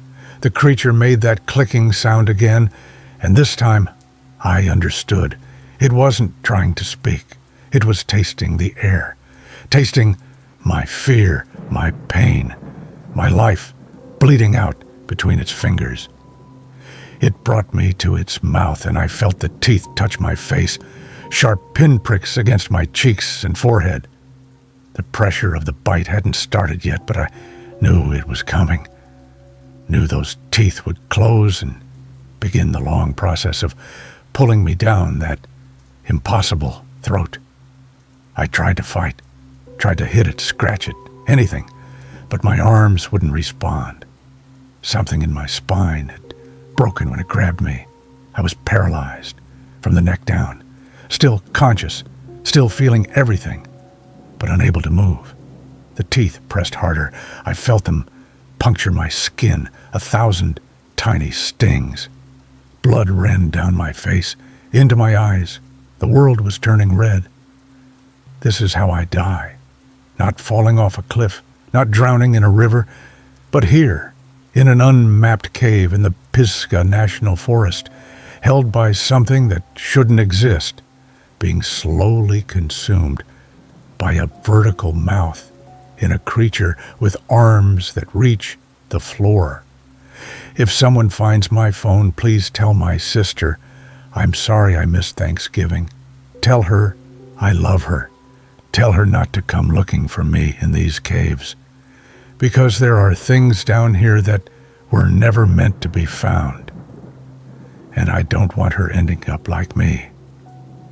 And oh God, the teeth are going deeper now. They're scraping against my skull, and I can feel myself being pulled into that throat, into that tunnel of teeth. And it's so dark in here, so dark and cold, and I can't breathe anymore. I can't. Investigator's note from Burke County. Search and rescue. The text ends here abruptly. The phone was discovered, wedged in a crevice approximately 60 feet below the eastern rim of Linville Gorge. The device shows significant damage, consistent with a fall from height. The screen is shattered, and the casing is heavily scratched. Biological material found on the phone has been sent for DNA analysis. No trace of Marcus Hendricks has been found despite extensive search efforts, covering a 3-mile radius. The cave system described in his notes has not been located. Geological surveys of the area show no significant underground chambers in the vicinity of the phone's discovery. The case remains open. Marcus Hendricks is presumed dead, though no body has been recovered. The following text was recovered from a water-damaged notebook found near the entrance to an unnamed cave system in Pulaski County, Kentucky, on December 1st, 2025. The notebook belonged to Ian Hartwell, age 32, from Chicago, Illinois. He and 3 companions, Jennifer Carr, age 28, Michael Sanderson, age 35, and Lisa Chen, age 30, were reported missing on November 27th after failing to return from a guided caving expedition. November 27th, 2025, 8 a.m. We met our guide this morning at the Mountain View Diner just outside Somerset, Kentucky. His name is Caleb Rourke, a local in his 50s with weathered skin and hands that looked like they'd spent decades working underground. He came recommended through a caving forum, specializing in off-the-map expeditions. That's what we wanted. The tourist caves are fine for families, but we wanted something real, something few people had seen. "You folks ready for the hollow depths?" Caleb asked, his accent thick with Appalachian drawl. "Ain't on any official map. Most folks around here won't go near it. Old superstitions, you know how it is." That made it perfect. We paid him $800 cash, half up front. He'd provide all the equipment, helmets, headlamps, rope, everything we needed for a 6-hour underground expedition. We signed liability waivers without reading them. Standard procedure for this kind of thing. The drive took 90 minutes on progressively worse roads until we were on dirt tracks barely wide enough for Caleb's pickup. The entrance was hidden in a ravine, concealed by thorny bushes and fallen trees. Without Caleb, we never would have found it.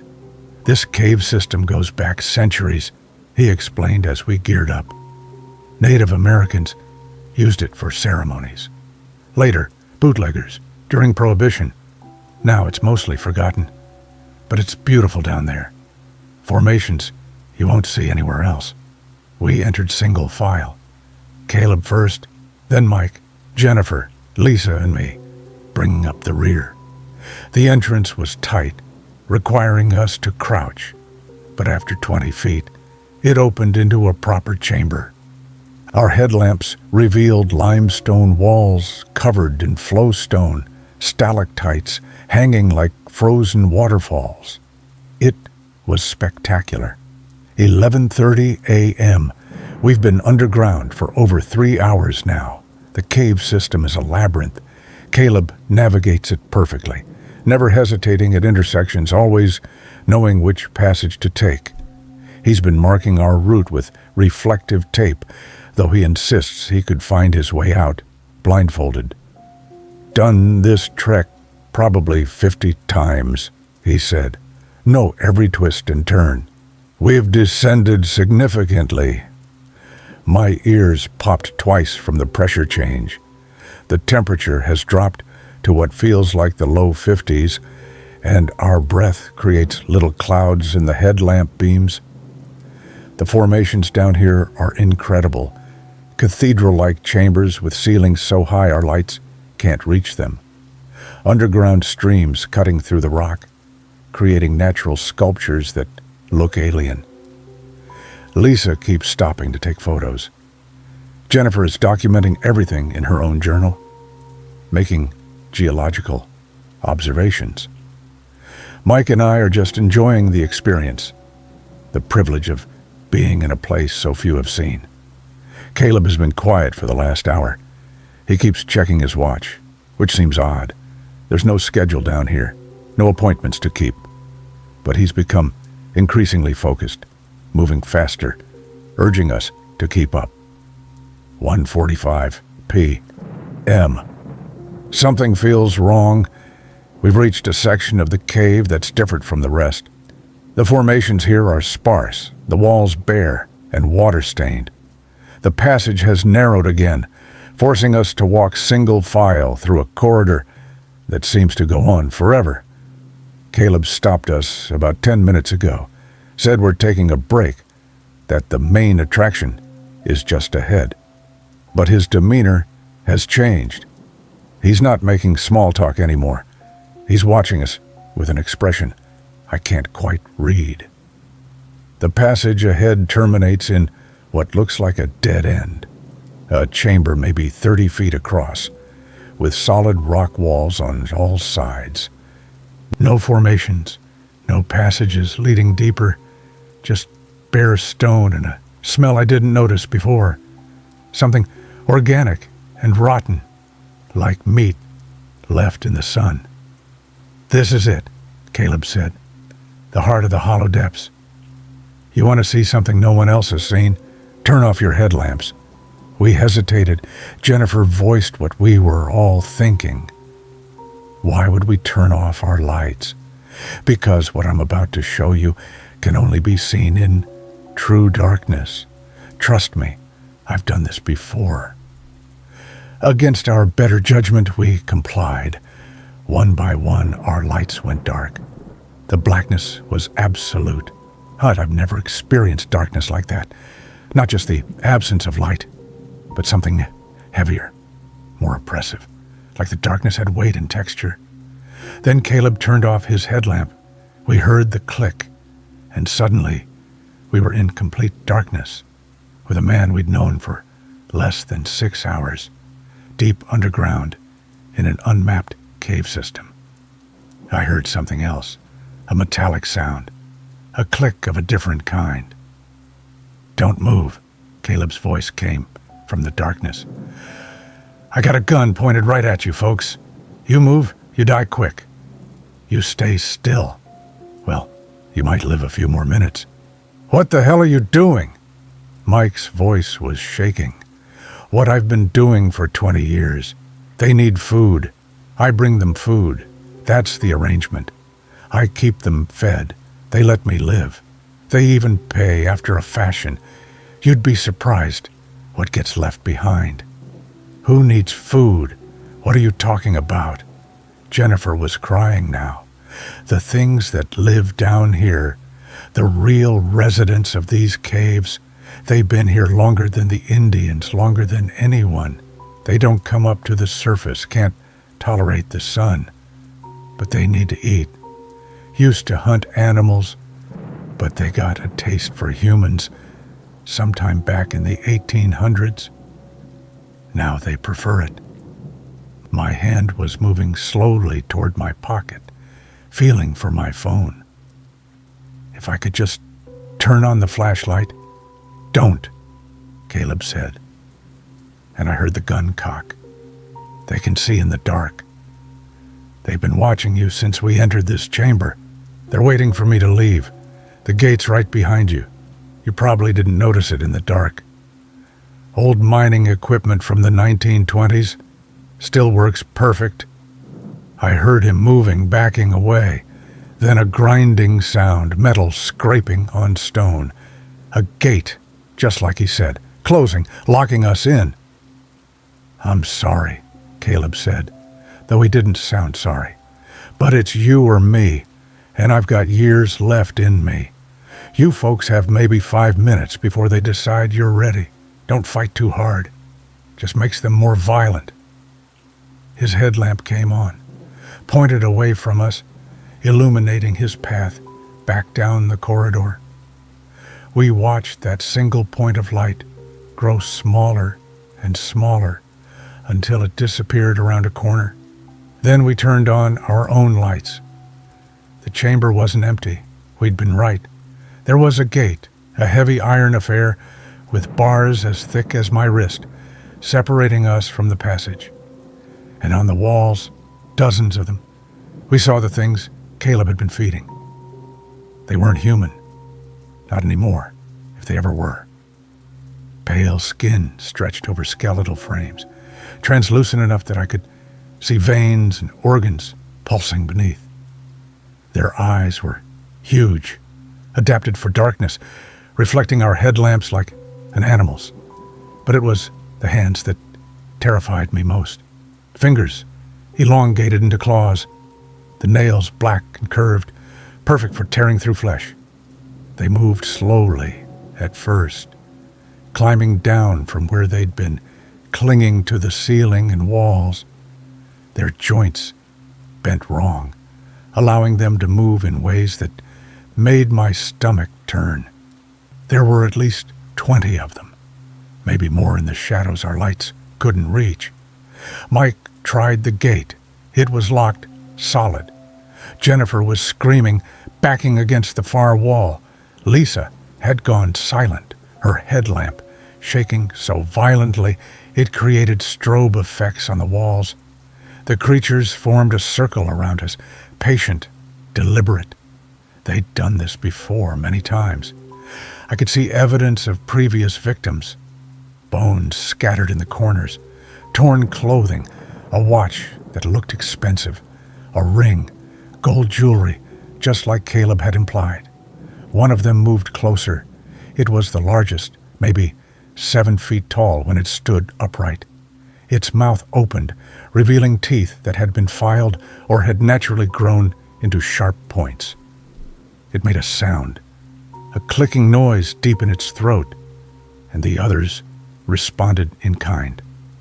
Communication. They were communicating. I'm writing this because someone needs to know. Someone needs to understand what happened here. Caleb Rourke is a murderer. He's been feeding people to these things for decades. The authorities need to find him, stop him before he brings more victims down here. They're moving closer now. Jennifer is still screaming. Mike is trying to climb the gate, but it's no use.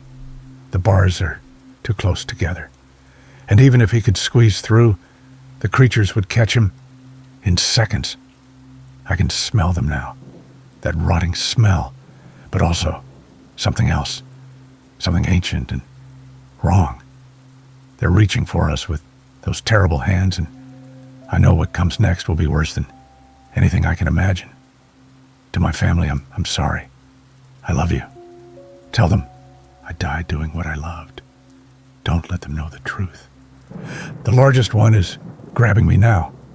Its grip is impossibly strong. I can feel my bones starting to crack under the pressure.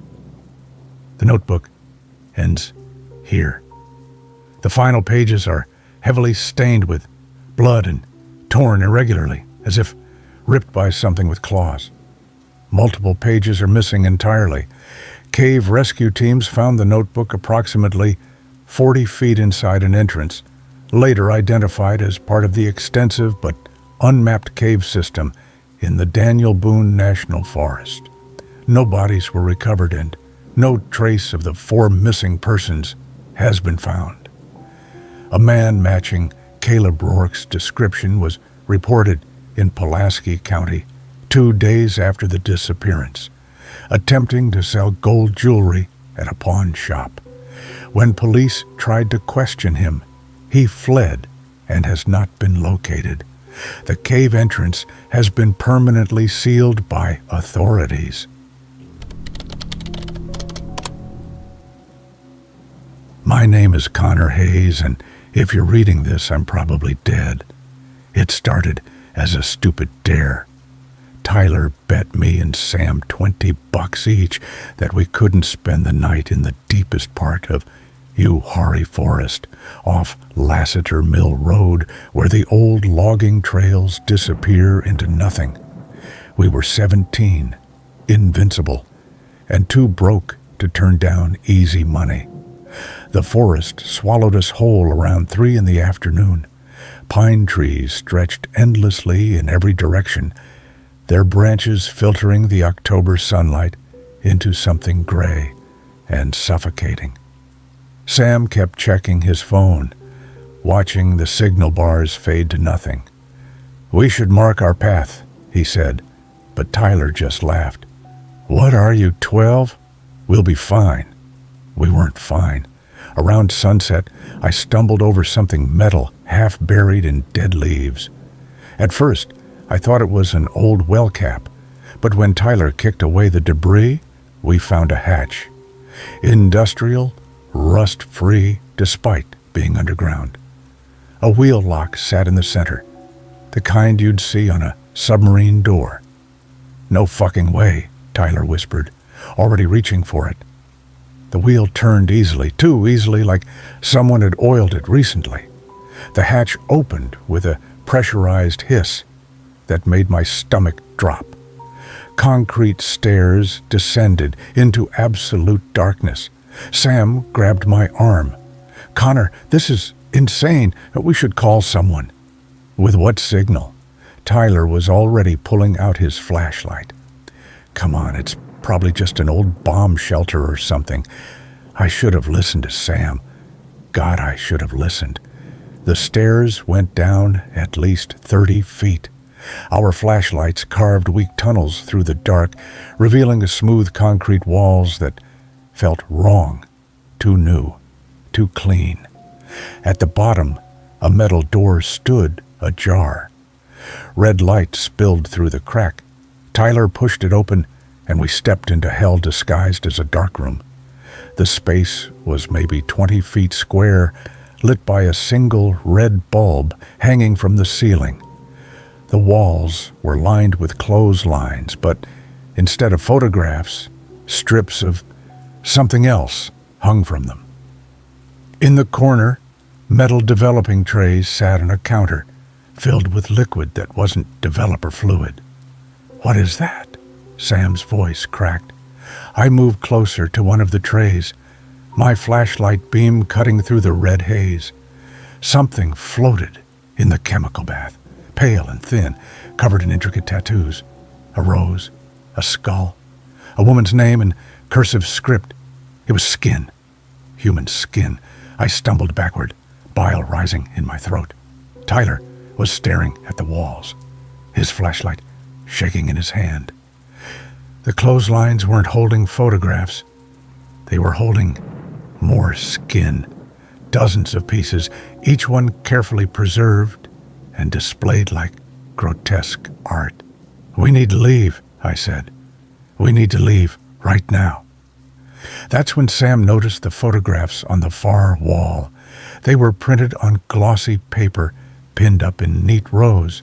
Recent photographs, clear, high resolution, professional, and they were of us, walking through the forest, laughing at Tyler's jokes, me tripping over the hatch, all taken within the last hour.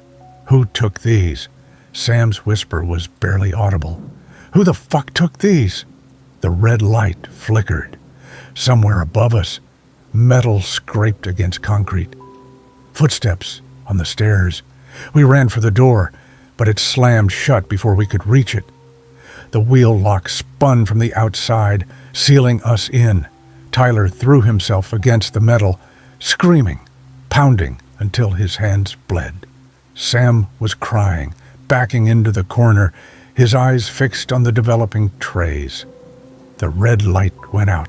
In the darkness, we heard another door open, one we hadn't noticed before, built into the wall behind the clotheslines. Heavy footsteps entered the room. A flashlight clicked on, the beam cutting through the darkness like a knife. The figure standing in the doorway wore a full protective suit, the kind you'd see in a chemical plant, complete with a respirator mask. In one hand, he held a camera mounted on a tripod. The other hand gripped something that looked like a modified flash unit, larger and more powerful than any camera flash should be. "Welcome to the Red Room." His voice came through the respirator, muffled and mechanical. "I've been waiting for you." Before we could move, he triggered the flash. The light was blinding, impossibly bright, searing through my retinas even when I squeezed my eyes shut. I heard Tyler scream, then something heavy hitting flesh. The tripod.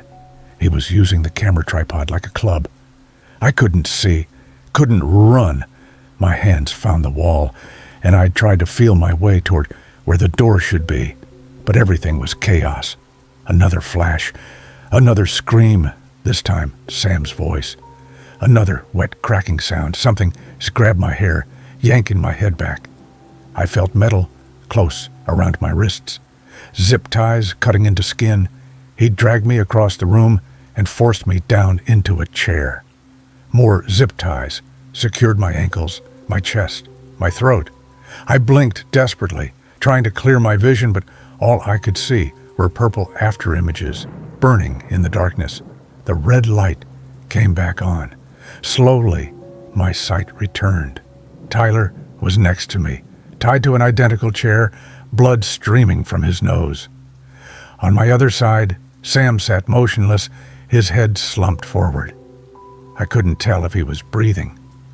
The man in the protective suit stood in front of us, adjusting his camera on the tripod. Behind him, I could now see the full scope of his collection. Hundreds of pieces of skin, all tattooed, all preserved, hanging like flags in a butcher shop. Some were fresh, some were old and yellowing.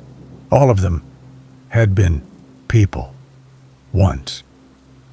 "Do you know why I chose you?" he asked, his voice still distorted by the respirator. "Look at your arms." I looked down. My left forearm was covered in a half-sleeve tattoo I'd gotten 6 months ago, a detailed forest scene with ravens and twisted trees. Tyler had a skull and crossbones on his shoulder. Sam's entire right arm was a vibrant dragon design. "Perfect canvases," the man continued, picking up a scalpel from the counter. "The blade caught the red light. Your skin is art, and art should be preserved, displayed, appreciated. You'll thank me eventually. They all do, in the end." "Please," I heard myself say. "Please, we won't tell anyone. We'll leave and never come back." "You can't leave, Connor.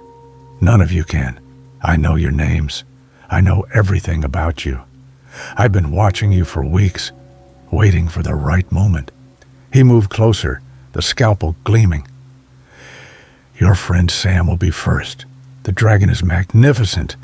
Then Tyler's skull. And you, Connor.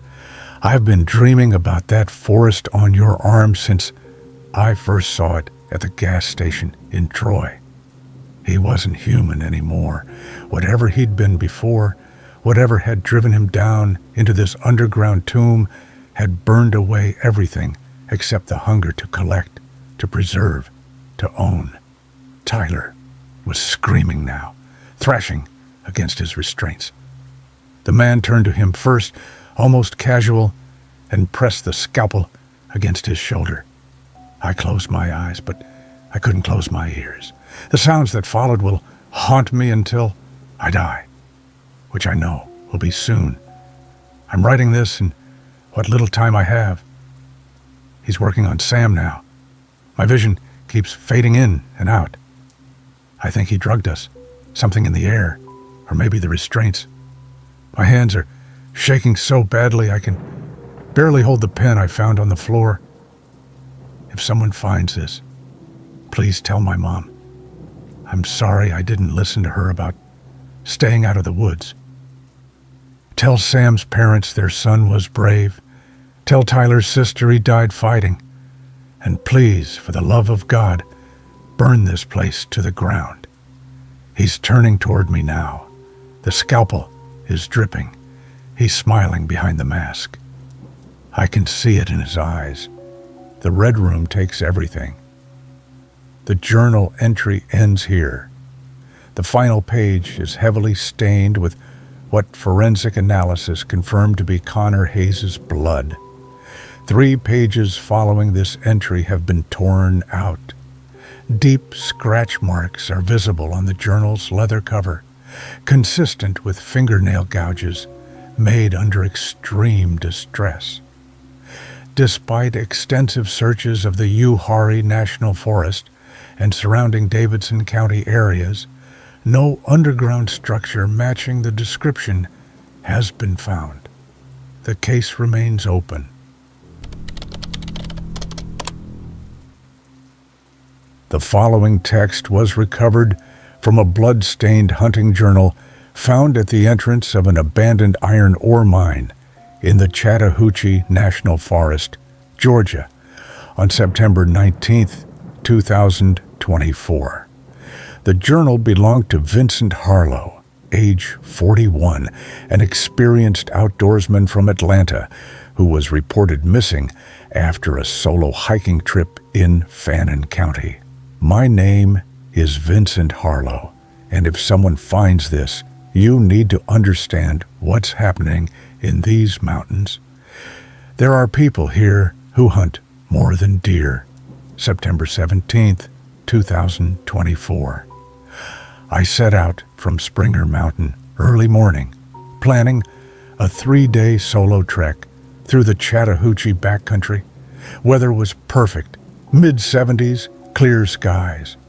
I've been hiking these trails for 20 years. I know every ridge, every creek crossing, every shelter between here and Blue Ridge. Or, I thought I did. Around 4 in the afternoon, I left the main trail to investigate what I thought was an old mining operation. I'd seen references to iron ore extraction in this area dating back to the 1890s, abandoned shafts that were never properly mapped. As a geology hobbyist, I couldn't resist. I found the mine entrance about 2 miles off the Appalachian Trail, hidden behind thick mountain laurel. Old timbers framed a narrow opening, maybe 4 feet high, leading into the hillside. I was taking photos of the entrance when I heard it, a sound that made every hair on my body stand up. A deep, huffing breath, then another, then the crack of branches. I turned and saw the bear. Black bear, big one, maybe 400 pounds, standing on its hind legs not 30 yards from me.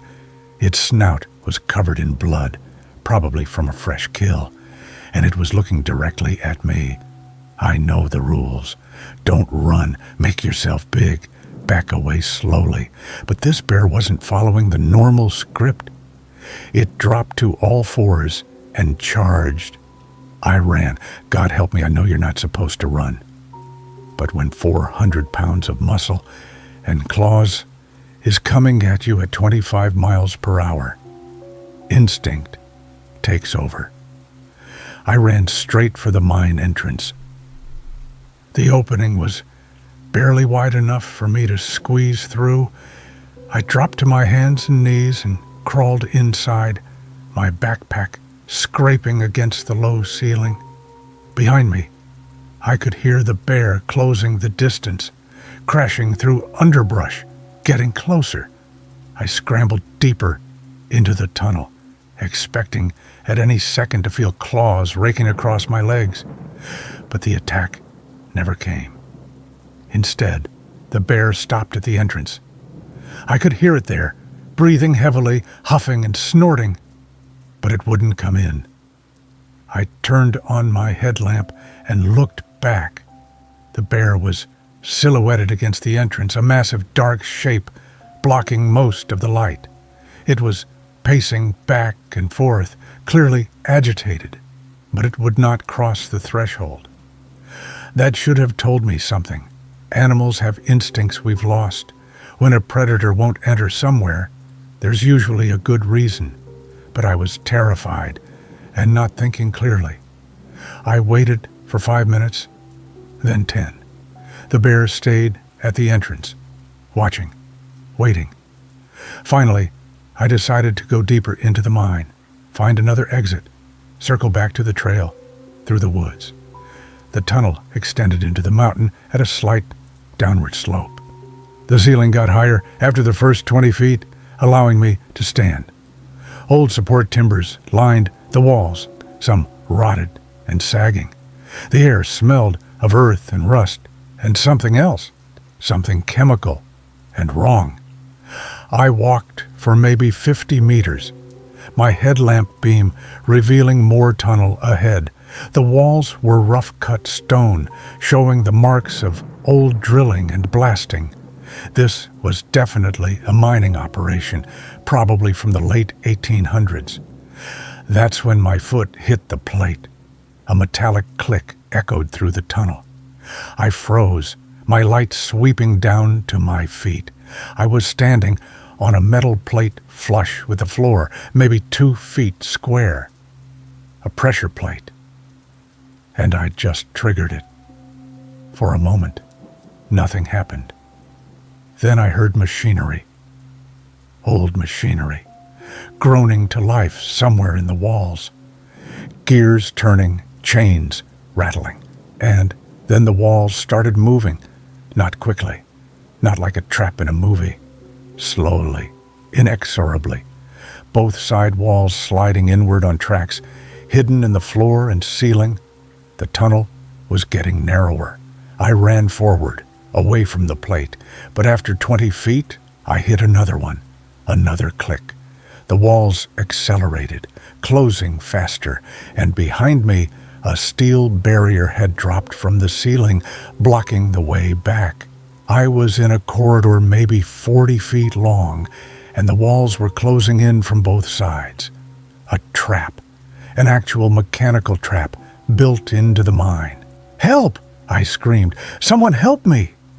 My voice echoed off the narrowing walls, mocking me. The machinery continued its terrible grinding, chains pulling the walls inward with mechanical certainty.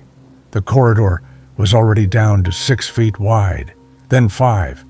I pressed my back against one wall, trying to slow it with my legs pushing against the other. Useless. The hydraulic pressure was too strong. The wall pushed against my boots with unstoppable force. 4 feet wide, 3.5. I turned sideways, my chest and back pressed against the walls. The rough stones scraped through my jacket, drawing blood. "Please," I shouted into the darkness ahead. "Please, someone stop this." That's when I saw the light, not my headlamp. Another light, coming from the end of the corridor. A lantern, old-fashioned, burning kerosene, and carrying it was a man. He walked slowly, unhurried, his boots echoing in the narrowing space. As he got closer, I could see his face in the lamplight, weathered, maybe 60 years old, wearing hunting clothes, canvas jacket, and worn jeans, and in his other hand, a knife, long hunting knife with a serrated edge. "Help me!" I gasped, the walls now pressing hard enough that breathing was difficult. "Please help me! Stop the machine!" He stopped about 10 feet away, set down the lantern, and studied me with cold, clinical eyes, like I was a specimen, like I was already dead. "Machine works on a timer," he said, his voice carrying a thick Georgia accent. 5 minutes from trigger to full compression. You got about 90 seconds left. Then stop it!" I could barely breathe now, the walls crushing my ribs. "Please, for God's sake." "Can't stop it," he said. "Well, I can, but I won't. See, the whole point is to let it do its work. You fight it, you struggle, you break bones, make a mess of the hide. But if you just wait, just let it compress you until you can't move no more, then the cut is clean, quick, no damage to the skin." The walls were 3 feet apart, then 2.5. My ribs were creaking, compressed beyond what they were designed to handle. Pain exploded through my chest with each shallow breath. "You're insane," I wheezed. "You built this to kill people?" "Not just people," he said, kneeling down to be at eye level with me. "Whatever wanders in, deer, boar, bears, though they're usually smart enough to stay out.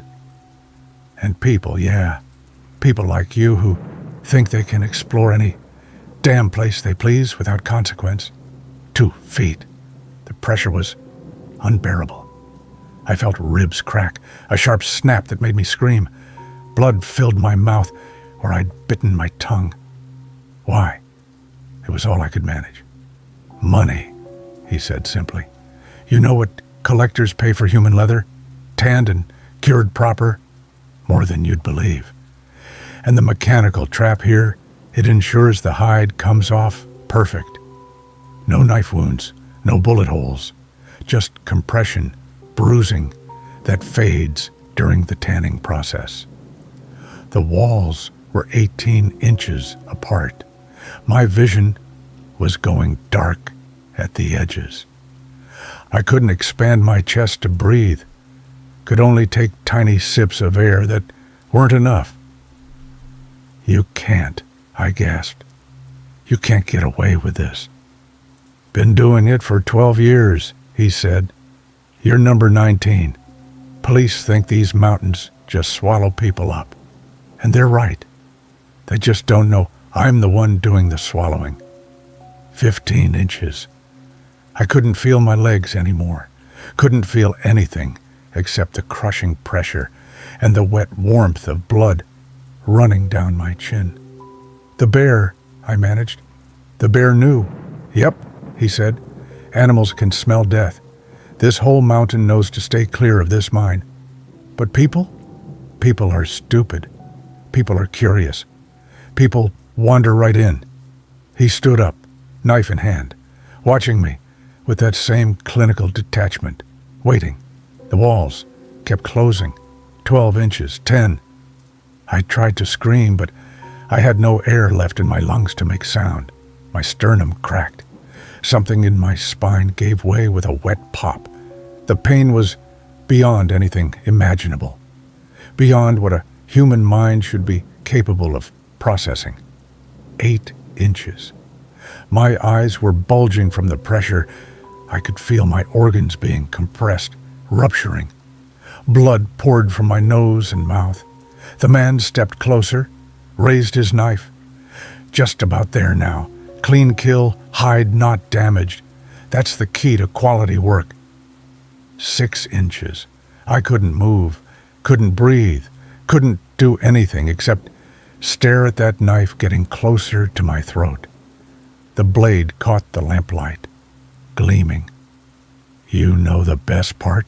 he said, almost conversational. "You're not even the first one this month. Had a couple hikers last week. Young kids. Their hides are already in the tanning vats. And now you'll join them." 4 inches. The world was going dark, my vision tunneling down to a pinpoint. All I could see was his face and that knife. He pressed the blade against my throat, cold steel on skin. I felt it bite in, felt warm blood start to flow. The pressure was so intense I couldn't even feel pain anymore. Just pressure. Crushing. Endless. "Goodbye, Mr. Harlow," he said. And I don't know how he knew my name until I remembered my driver's license in my wallet and my wallet in my jacket being crushed against my chest. "Your hide's going to make somebody very happy." He drew the knife across my throat in one smooth motion, and I felt my life pouring out of me, warm and wet, and the walls were still closing, and his face was the last thing I saw as the darkness finally took me. And the grinding of the machinery was the last sound I heard, and I know now that I'm not the first, and I won't be the last, and someone needs to find this place and stop him before he kills again. But I know they won't, because the mountains keep their secrets, and this man is one of those secrets. And I'm going to be another, and the blood is in my eyes now, and I can't see anymore, and I can't breathe, and I can't. Georgia Department of Natural Resources. Missing Persons Investigation Report. The journal was discovered by a park ranger conducting a routine patrol near the North Georgia mining district. The pages are extensively damaged by blood and moisture. The final 12 pages have been torn out completely. Deep scratch marks cover both the front and back covers, and what appears to be human tissue is embedded in the binding. Despite extensive search efforts, neither Vincent Harlow's body nor the mine shaft described in his journal have been located. The area has been searched by ground teams, cadaver dogs, and aerial surveys. No mechanical trap or human remains have been recovered. The case remains open. The FBI has been notified due to the possibility of a serial killer operating in the region. Hikers are advised to stay on marked trails and report any suspicious mining structures to authorities immediately.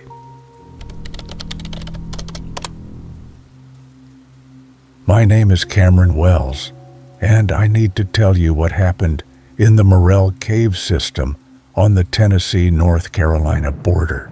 Not because I want to relive it, but because someone needs to understand why I'll never go underground again. Trevor and I had been caving together for 6 years. We'd explored systems across the southeast, pushed passages that hadn't seen human presence in decades. The Morrell Caves, near the small town of Shady Valley, Tennessee, were our white whale, a sprawling karst system that wound under the Holston Mountain, mostly unmapped, with passages that connected Tennessee to North Carolina through miles of underground labyrinth. We entered through the main sink on November 3rd, 2024, around 9 in the morning. Perfect conditions. Dry weather for a week meant the water levels were low. We planned to push a lead Trevor had found on our last trip, a tight crawl that might connect to a larger passage system. The entrance chamber was familiar territory. We'd been here a dozen times, knew the route by heart. Down through the breakdown pile, across the stream passage, then into the increasingly narrow corridors that led to the virgin sections. By noon, we'd reached the squeeze. That's what cavers call them, squeezes, tight crawls where the rock pinches down so narrow you can barely fit. This one was particularly brutal, a horizontal passage maybe 15 inches high and 2 feet wide, stretching for what our survey data suggested was at least 50 meters. You had to go through with your arms extended forward, Superman style, using your fingers and toes to inch along. No room to bend your elbows, no room to turn your head, just forward progress, one painful inch at a time. Trevor went first. He was smaller than me, 5'8", and lean, perfect for tight work. I watched his boots disappear into the squeeze, heard his breathing echo back through the narrow space. "Looking good," his voice came back, muffled by stone. "Floor smooth, no water, should be quick." I followed, sliding into the squeeze head first. Immediately, the rock pressed against my chest and back. I extended my arms forward, my headlamp illuminating Trevor's boots about 6 feet ahead. The ceiling scraped against my helmet with every movement.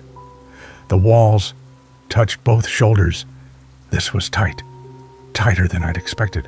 We crawled, slowly, methodically, using fingertips to pull forward, toes to push. The rock was limestone, worn smooth by ancient water, which made for easier passage but also meant less grip. My breathing sounded loud in my own ears, amplified by the confined space. 10 minutes in, Trevor called back. "Halfway point, still looking good ahead."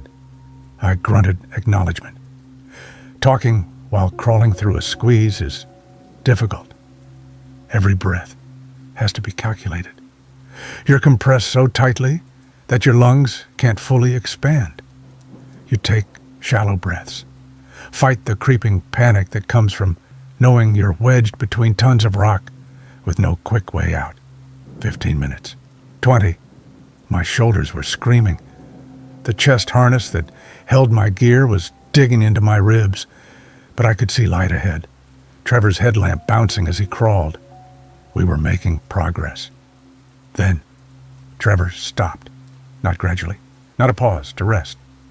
Just stopped, frozen in place. "Trevor," my voice echoed off the tight walls. "You good?" No answer. His boots were maybe 4 feet ahead of me, motionless. "Trevor, what's wrong?" I tried to keep the concern out of my voice, but it was there. In a place like this, stopping meant something was very wrong. Still nothing. Just his boots, unmoving, and the sound of my own breathing. "Trevor, talk to me." The panic was creeping in now.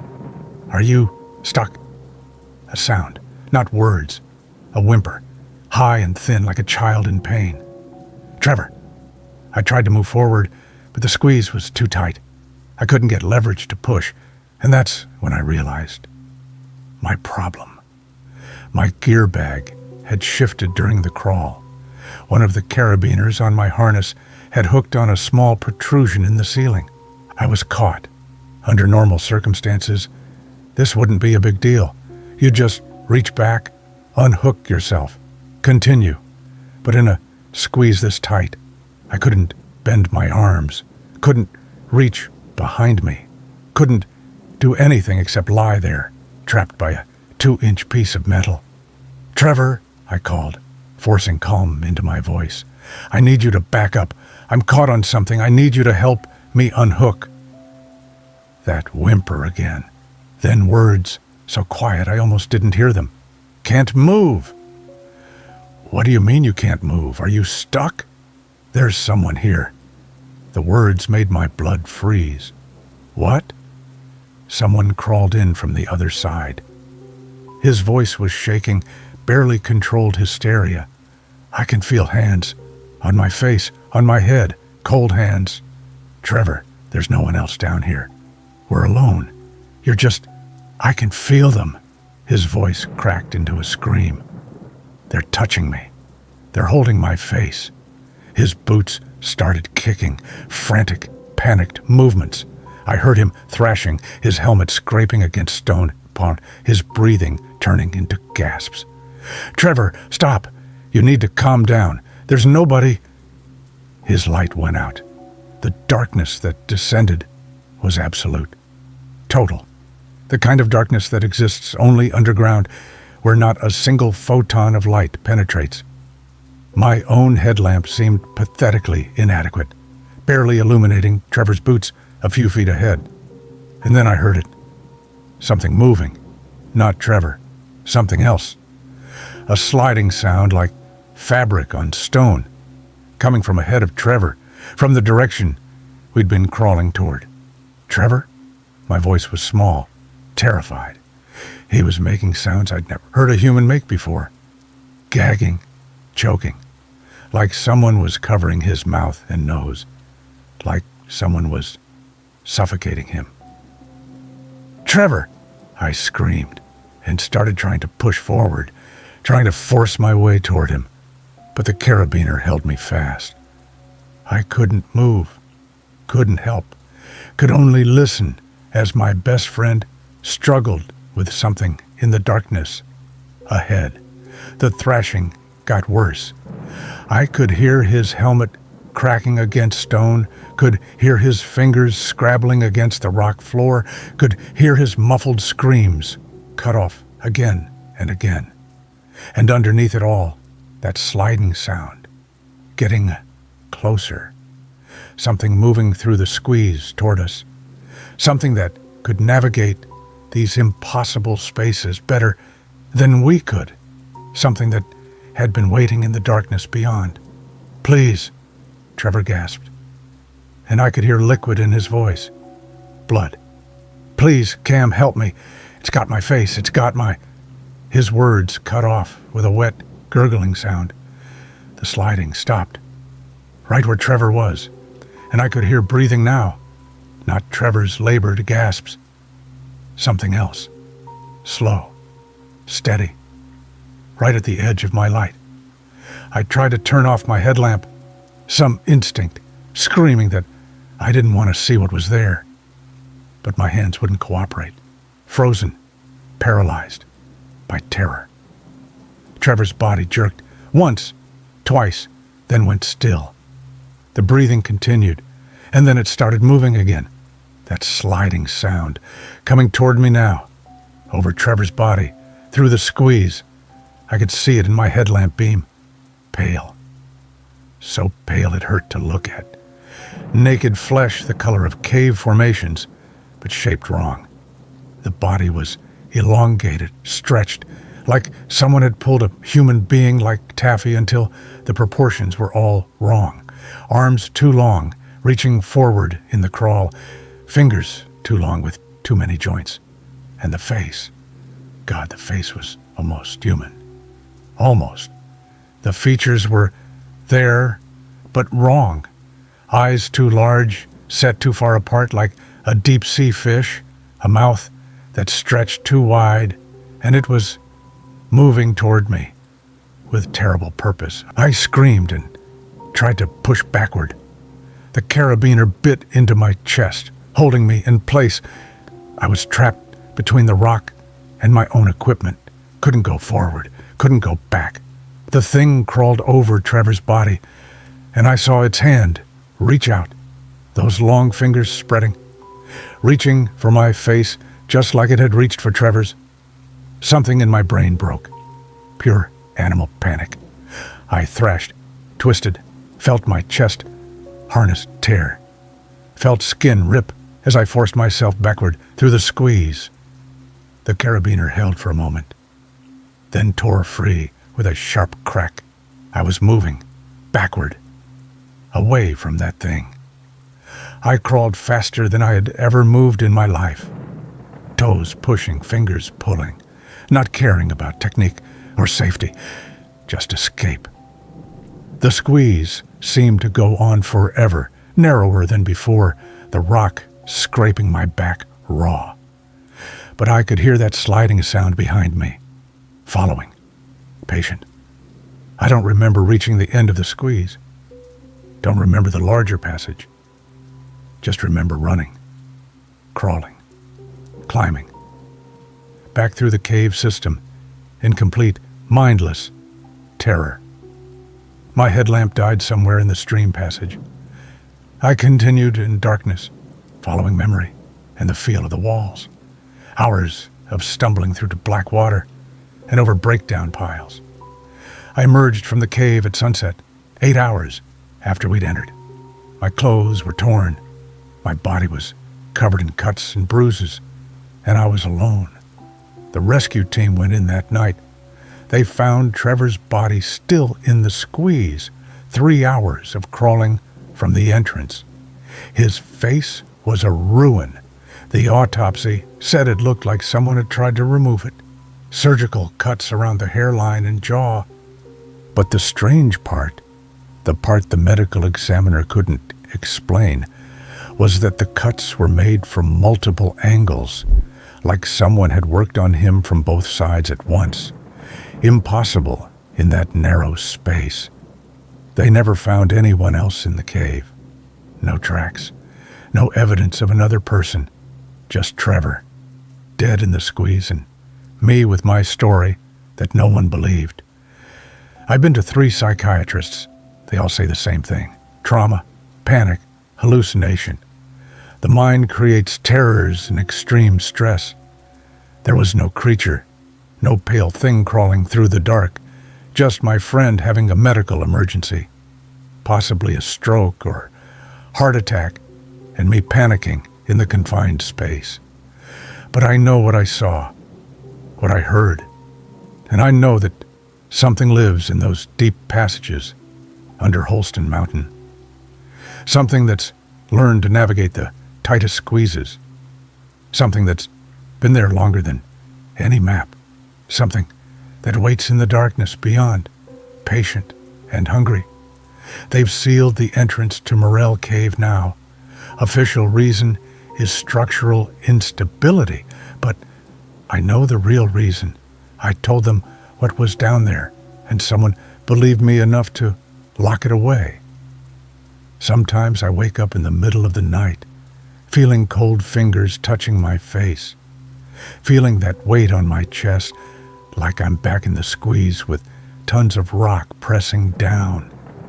And I remembered Trevor's last words, his voice wet with blood, begging me to help him. I couldn't help him. I could only save myself.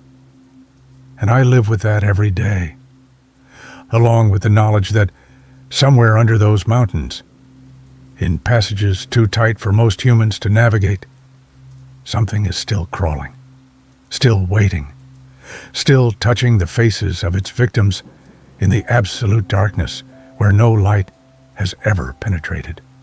The cave may be sealed, but there are always other entrances, other passages, other are squeezes where the unwary might crawl, arms extended, into the waiting grasp of something that should never have existed.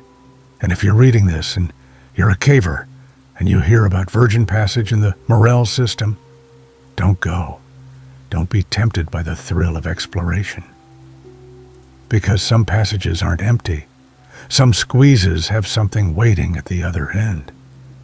And once you're in there, wedged between the rock with no room to fight or flee, you'll understand that the darkness underground isn't empty. It's occupied, and it's very, very patient. My name is Connor Walsh, and I'm writing this from a hospital bed in Lexington, Kentucky. The doctors say I'm lucky to be alive. I don't feel lucky. I feel like I stared into the face of something evil and barely escaped. It started 3 weeks ago. My friends Jake and Ethan wanted to explore Kentucky's cave systems before graduation. Not the tourist traps like Mammoth Cave, but something off the beaten path. We found a post on a caving forum from a local guide named Vernon Hale, who offered authentic wilderness caving experiences. His rate was cheap, $200 for all 3 of us. And he promised formations we'd never forget. We met him at a gas station off Highway 80 near Somerset. Vernon was in his 60s, lean and weathered, with eyes that never quite met yours when he spoke. Something about him felt wrong, but we were excited college kids who thought we were invincible. "You boys ready to see something special?"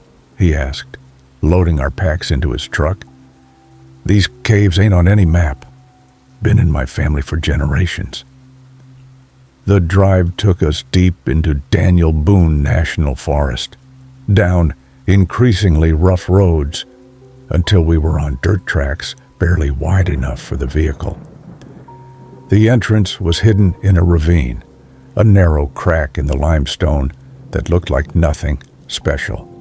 "This here's the Hollow Reach system," Vernon said as we geared up. "Goes down over 300 feet. Most folks don't have the stomach for it.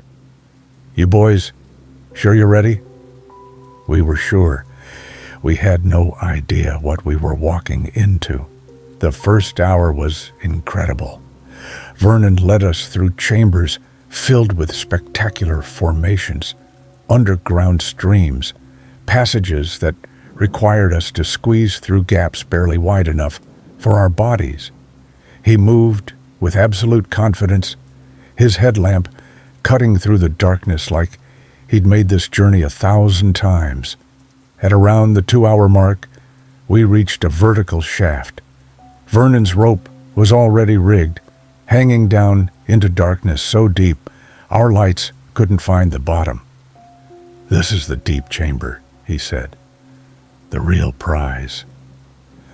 You rappel down about 100 feet, and there's a room down there that'll take your breath away."